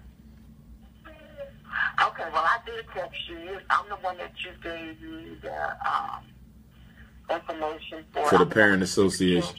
Okay, you know what? Text me again because I had two. Text me again because I had two South Carolina parents text me this morning. So just shoot me again and say, let me know when you're coming to Columbia, so I'll know it's you. With your name, with your name. That's fine. I sure will. Will do, Queen. Okay, that's not a problem. All right now. Okay. Take I care. appreciate it. Thank you. No problem. Bye-bye. Is there another question on the call? All right. So I think we are done. I want to thank everybody for tuning in. As far as the black identity extremist situation goes, I read that article. I thought the timing was definitely interesting because right before I got the black identity extremist article indicating that the FBI is now going to start looking at the black consciousness community as a threat to the internal security of the United States, I knew they already were. They're just declaring it now, but they're just not starting their investigations of us. I've been under investigation for a while, but I thought it was very interesting because I'm currently being investigated right now by the Pennsylvania State Board. And I got that email like a day or two before I got the black identity extremism email. And that only came a couple days after one of the television news programs played a clip of an interview I did, radio interview, where they changed my words within my statement. The beginning of the statement was my words. The end of the statement was my words, but they used audio technology manipulation to change what I said out of my mouth. And what I said was black people have a right to defend their lives, even against police. They have a right to defend their life against anyone, including police. They took it and remixed the words and basically insinuated that I was telling black people to go out and harm police officers, which is not what I said. So when I looked at that false clip that was played, along with my current investigation, and the irony of my current investigation by the state board is they stated in the email that it was this call, the Tuesday Morning Underground Railroad. They stated that it was this call that prompted the investigation. I said something on my Tuesday morning call that they considered to be illegal or unethical, which basically says what? That the Pennsylvania State Board is eavesdropping on this Tuesday morning call, and the FBI is also eavesdropping on this Tuesday morning call. So if you're talking about black identity extremism, which is interesting because I didn't know being proud to be black made you a criminal. I didn't know identifying with your culture made you an extremist. Okay, are Arabs extremists for identifying with their national origin? Okay, are Mexicans extreme for identifying with Mexico? But when African Americans identify with Africa, we're now terrorists. You know, so it's just a matter of time before they were going to try this nonsense on us. And of course, when you're talking about black identity extremism, whatever the hell that is, I'm probably the first person on their list because unlike many people who talk in the conscious community, I actually do work. You know, I'm not just a talker. So I'm sure I'm probably at the top of their list because there's few people who do more work